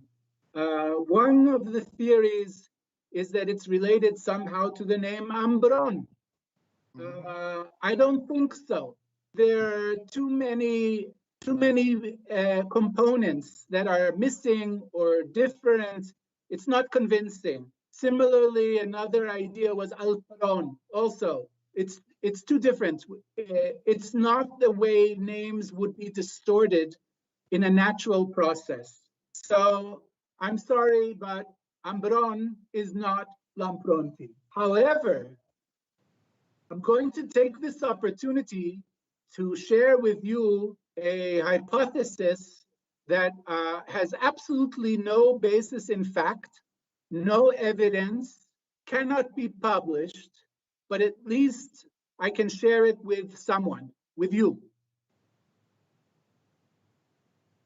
The name was certainly first articulated in Hebrew before it was articulated in Italian, meaning in Hebrew characters before the Roman characters. Now, in the Hebrew characters, there are the vowels. However, if the vowels are not pointed, they can be articulated in different ways. If you write the letter Vav, for example, it can be O or it can be U. That's just an example. And the other example is the letter Yod, which can be E, or in Italy, it can be E. Now, the reason I'm telling you this little philology lesson is because if you take the Hebrew characters and you try out different variations of how it might be pronounced, there's one variation that no one has noticed. And that is, you might, instead of pronouncing it Lampronti, you could pronounce it Lamprunté in French. And Lamprunté means very simply Shaul, which is Saul.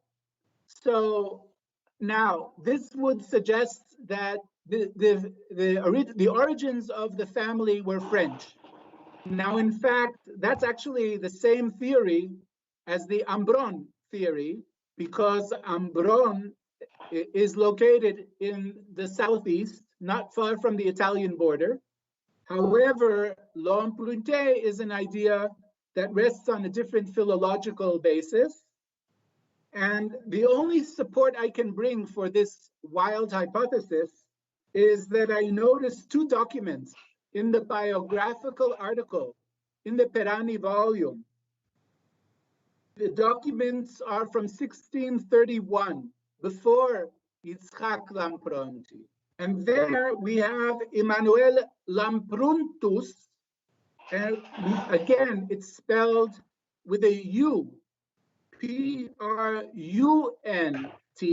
Lampruntus, and Angelum Lampruntum, and De Lampruntis. Now, the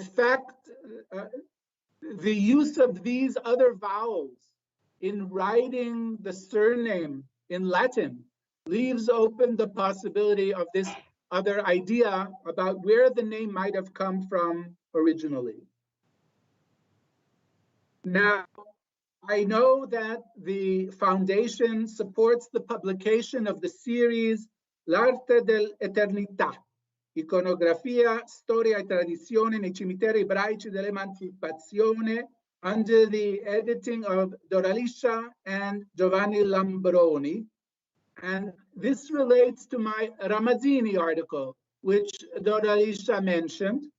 This is an article about a project of the same Ramazzini, professor of medicine in Padova, slightly before Lampronti, who is famous, as she mentioned, he is famous as the father of industrial medicine.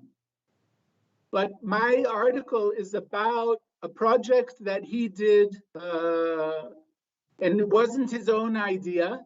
He was asked to help with this project by Antonio Magliabecchi, the leading intellectual in Italy at the time.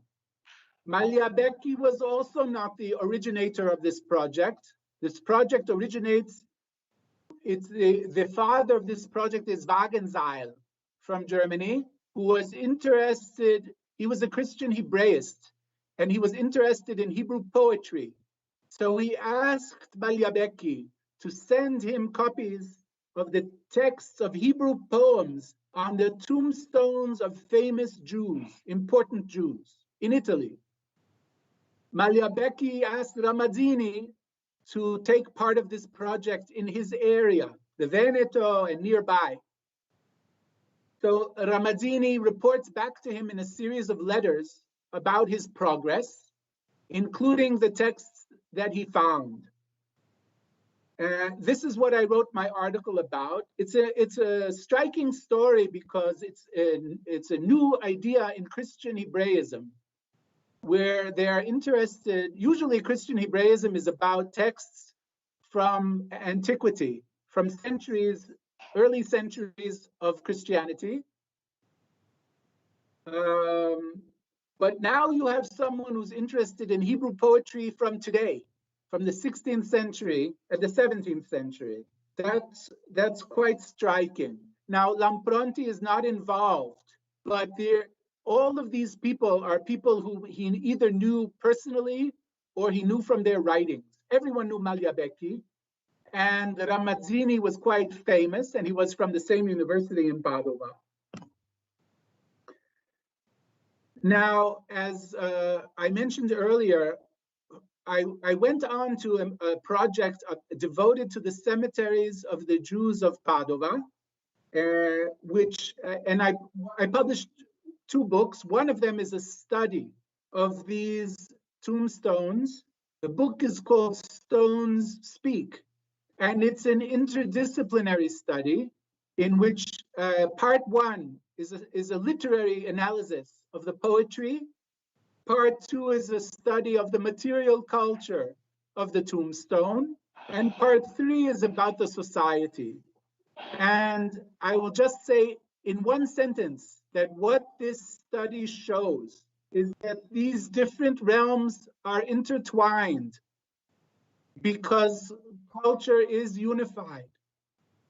And when we know this, when you study literature and you study art, you are going to find the same trends and concerns and motifs.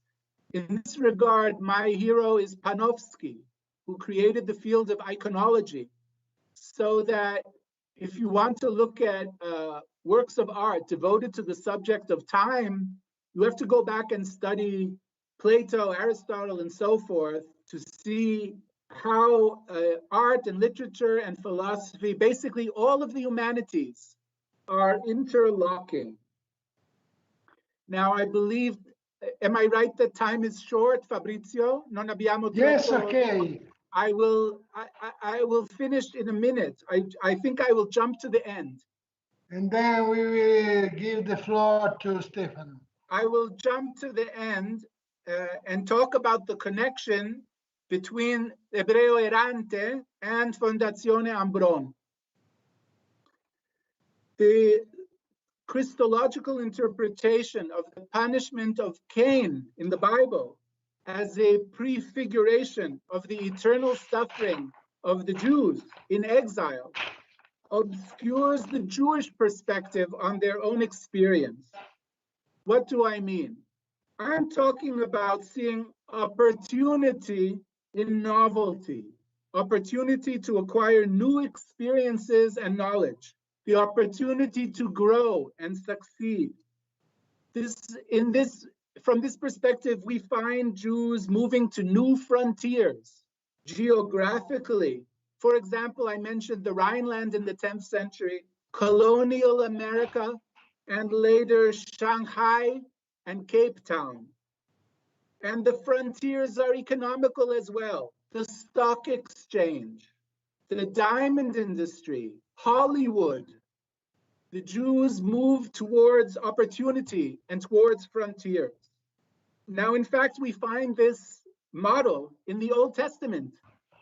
Jacob, the wandering Aramean, flees with the clothes on his back, and he comes back home decades later with a fortune and a family. His son Joseph is dragged down to Egypt as a slave and becomes the viceroy, controlling the country's resources. In both of these cases and others, the protagonists master the new language and culture of their environment. They create success, political and material, and also a home. A crucial factor is their flexibility, the ability to adapt to the climate, the environment, the circumstances. If I jump forward to our own time, this is the secret of the Israel Defense Forces in combat. They emphasize mobility, improvisation, and this prevails against the strategy of the enemy armies, which is dogmatic and rigid. Now, Lampronti embodies these qualities in the intellectual realm. His book represents the tendency to embrace all knowledge and all experience. He crosses boundaries, l'ebreo errante. He confronts and masters unfamiliar territory. Ultimately, the new becomes familiar and it becomes home. This is the Jewish experience. Geographically and culturally, the Jew creates his home in every environment and is no longer a stranger. I relate to this mindset personally. As a graduate student at Harvard, I had fellow students who knew what they wanted to do from the beginning, and they moved directly towards their dissertation.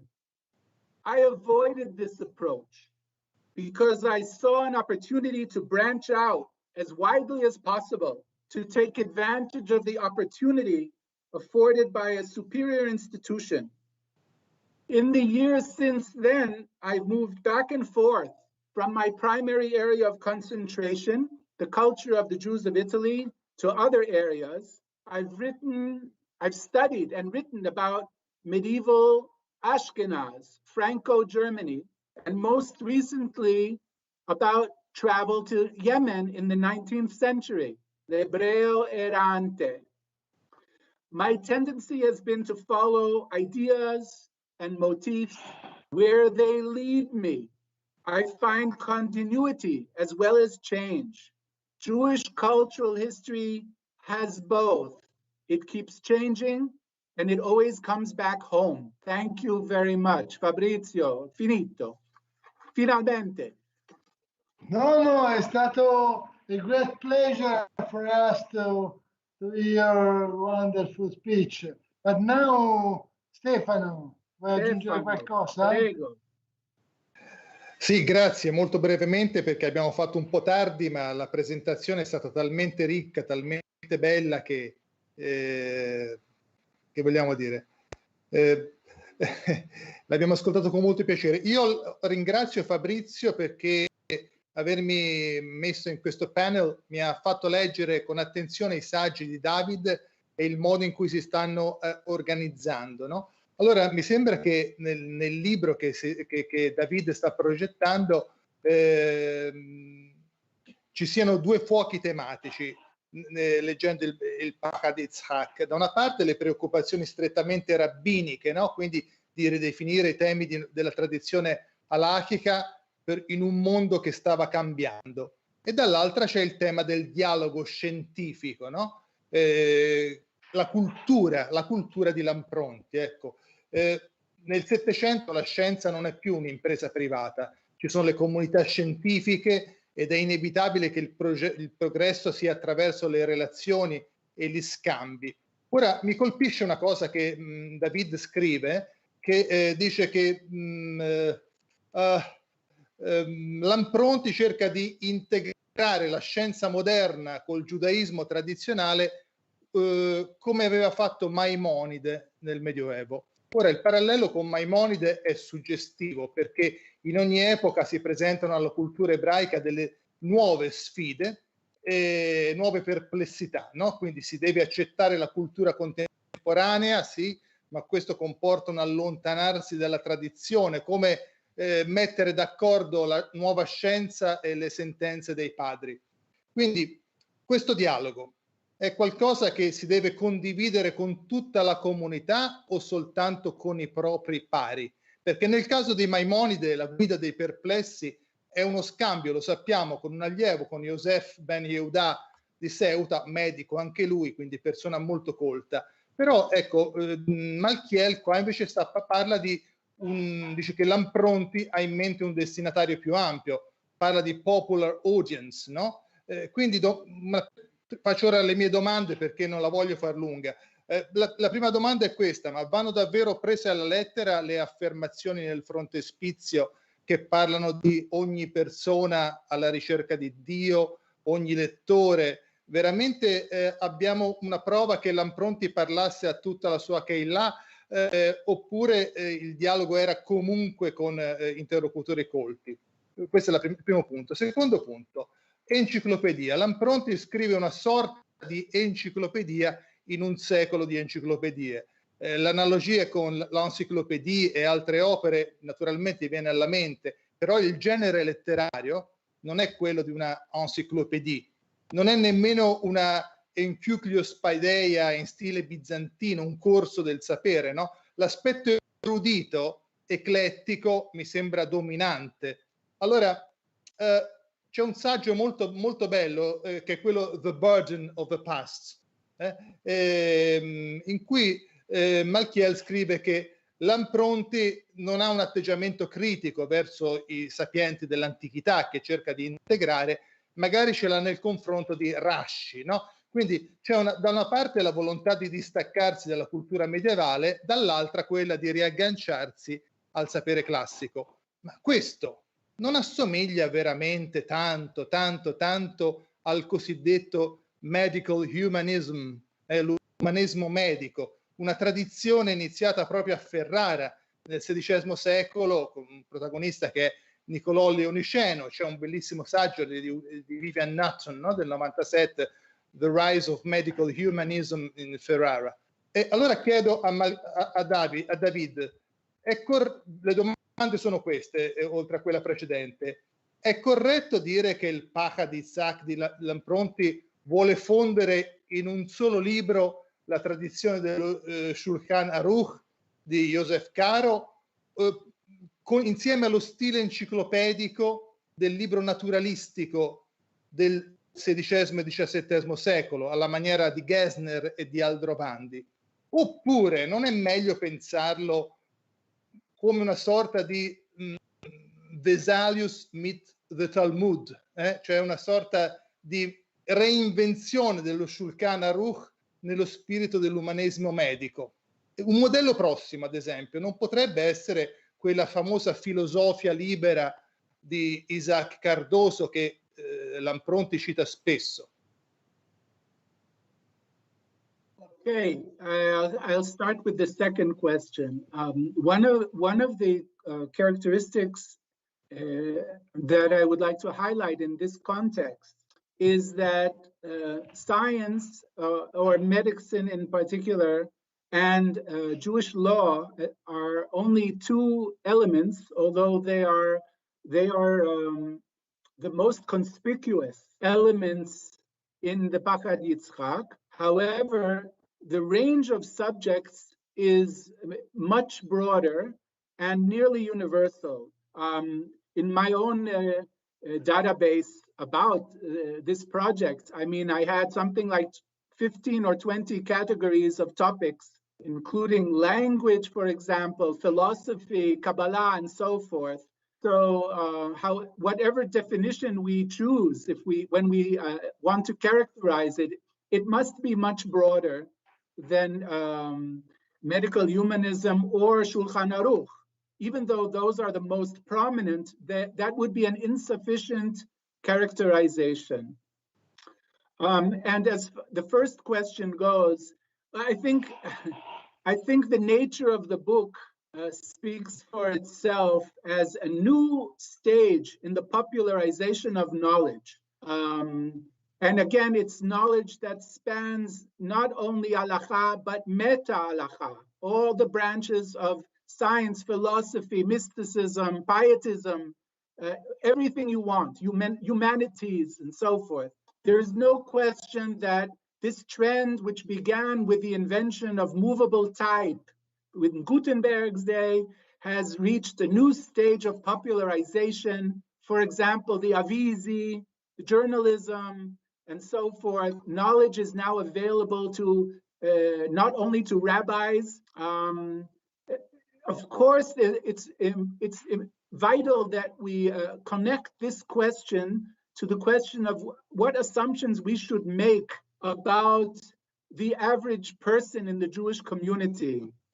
This brings us back to the question of la decadenza, which I raised at the outset. And the result, very simply, of my study of Padova, which is a cultural history of early modern Italian Jewry through one mechanism. There's no question that the average person appreciated Hebrew. How much Hebrew he actually knew is debatable. But I'll give an extreme example. Even in the 19th century, when the inscriptions on the tombstones are not only in Hebrew, they're also in Italian, but they won't give up the Hebrew. Hebrew is their national language, it's their heritage. Could they read it? Well, we know a little bit about Jewish education in Italy in the 18th century.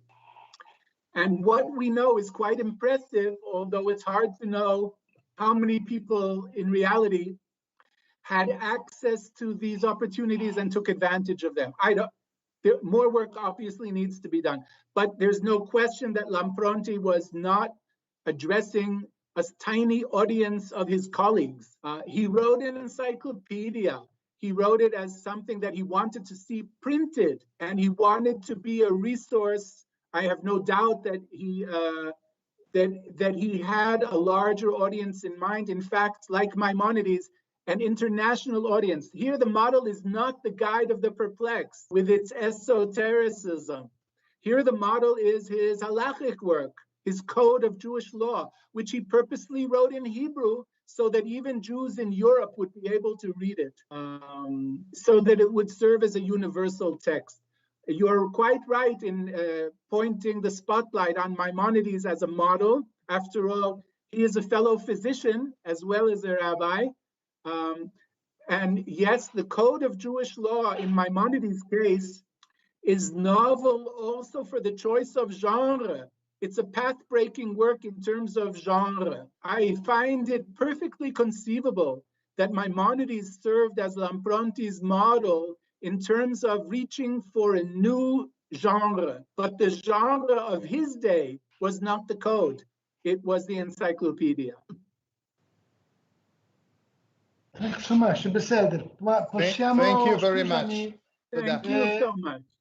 Davide, ma tu hai un impegno poi alle 7? Sì, devo andare al vaccino. Certo, quindi c'è qualche minuto ancora, ma dal momento che sappiamo in che tempi viviamo, dobbiamo dare anche a David il tempo per andare a fare questa operazione. C'è qualche altra domanda brevissima magari? O... Alessandra, vuoi aggiungere qualcosa?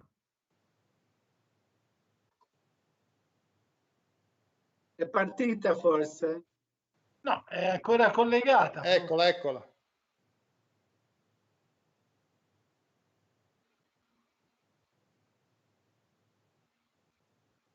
Scusate, ma avevo messo il mouse al contrario e non riuscivo più a rimettere la voce. Vabbè. Ero lì che disperatamente mi aggira. No, non direi niente, più che altro, vabbè, c'erano delle cose che mi sarebbe piaciuto trattare, ma ovviamente ormai il tempo non c'è più, e quindi niente.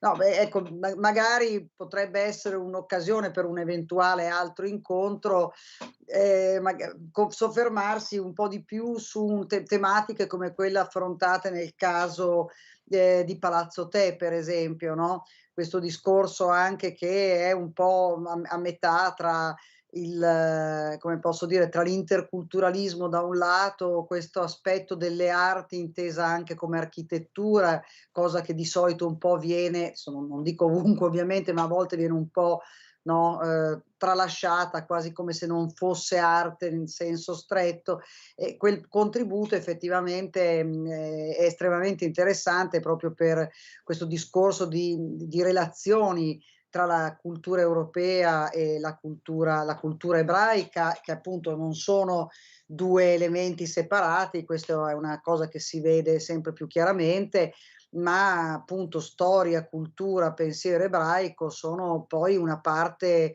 integrante e integrata della storia, della cultura e del pensiero europeo. Quindi in questo senso, ecco, però ripeto, stasera chiaramente non c'è più tempo, ma insomma meglio così, così abbiamo un'occasione per un altro incontro. Naturalmente abbiamo con noi anche David Palterer, che di Palazzo Te se ne intende, perché ha avuto modo di frequentarlo anche per varie mostre, iniziative. Se vuoi farci un saluto brevissimo, David. No, prima di tutto è molto molto interessante, è stato davvero, sono contento di aver partecipato. Quello che suggerirei, come stiamo facendo questo progetto, abbiamo un progetto europeo della rete fra le città europee che hanno patrimonio ebraico. Questa conferenza magari dedicata al Palazzo Te, questo confronto e rapporto, se possiamo farlo con CISE e farlo con la provincia e Palazzo Te, comunque di un'iniziativa, e farlo diventare visto che David parla in inglese, potremmo farlo a livello europeo, di invitare tutti i nostri partecipanti, che sono 5 paesi, Spagna, Inghilterra, Germania, i Shum Cities, vuol dire sono entrati in patrimonio UNESCO da questo mese, e sono Poznan, Cracovia e Mantova. Allora sarebbe interessante di farlo, se volete programmiamolo, e potrebbe essere un'altra iniziativa a fare insieme.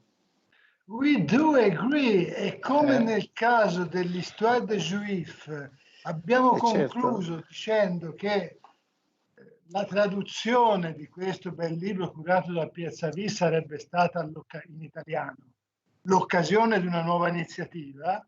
Così, caro David, ti ringraziamo tantissimo di essere stato con noi. Ti auguriamo buon vaccino, questo è un nuovo augurio natalizio che non fa nessuno di noi avrebbe pensato, però lavoriamo su questa idea su cui Alessandro e David Pater, diciamo, hanno anche aggiunto qualche elemento interessante, per cui per l'anno prossimo, nell'ambito di questo percorso, recuperiamo dal tuo libro sul Hadizak tuo questo tema di Palazzo Te come incontro di culture e anche di arte, letteratura. Sappiamo che complesso e che monumento è Palazzo Te per la cultura europea dell'epoca, e quindi oltre che sviluppare un ragionamento approfondito e multidisciplinare su questo tema, come suggeriva David, potremmo promuovere, David Pater, l'iniziativa insieme con questa Lega, con questa federazione città patrimonio dell'UNESCO, e questo sarebbe un fatto che penso che come CISE, anche come progetto breve errante, ci interesserà moltissimo. Quindi con i migliori auguri, che buone feste a tutti, diciamo che abbiamo un appuntamento su cui lavorare. Sei d'accordo, David Malkiel? Con piacere. Bene, allora grazie a tutte e a tutti, è stato, penso di interpretare l'opinione condivisa, è stato un pomeriggio molto molto bello, abbiamo imparato tanto e abbiamo materia per sviluppare qualche altra iniziativa. Di nuovo grazie, Todarabà e alla prossima. Buonasera a Grazie a tutti. tutti, arrivederci. Ciao. Grazie, Arrivederci, arrivederci a tutti. Ciao. Ciao Mafalda, ciao. Ciao.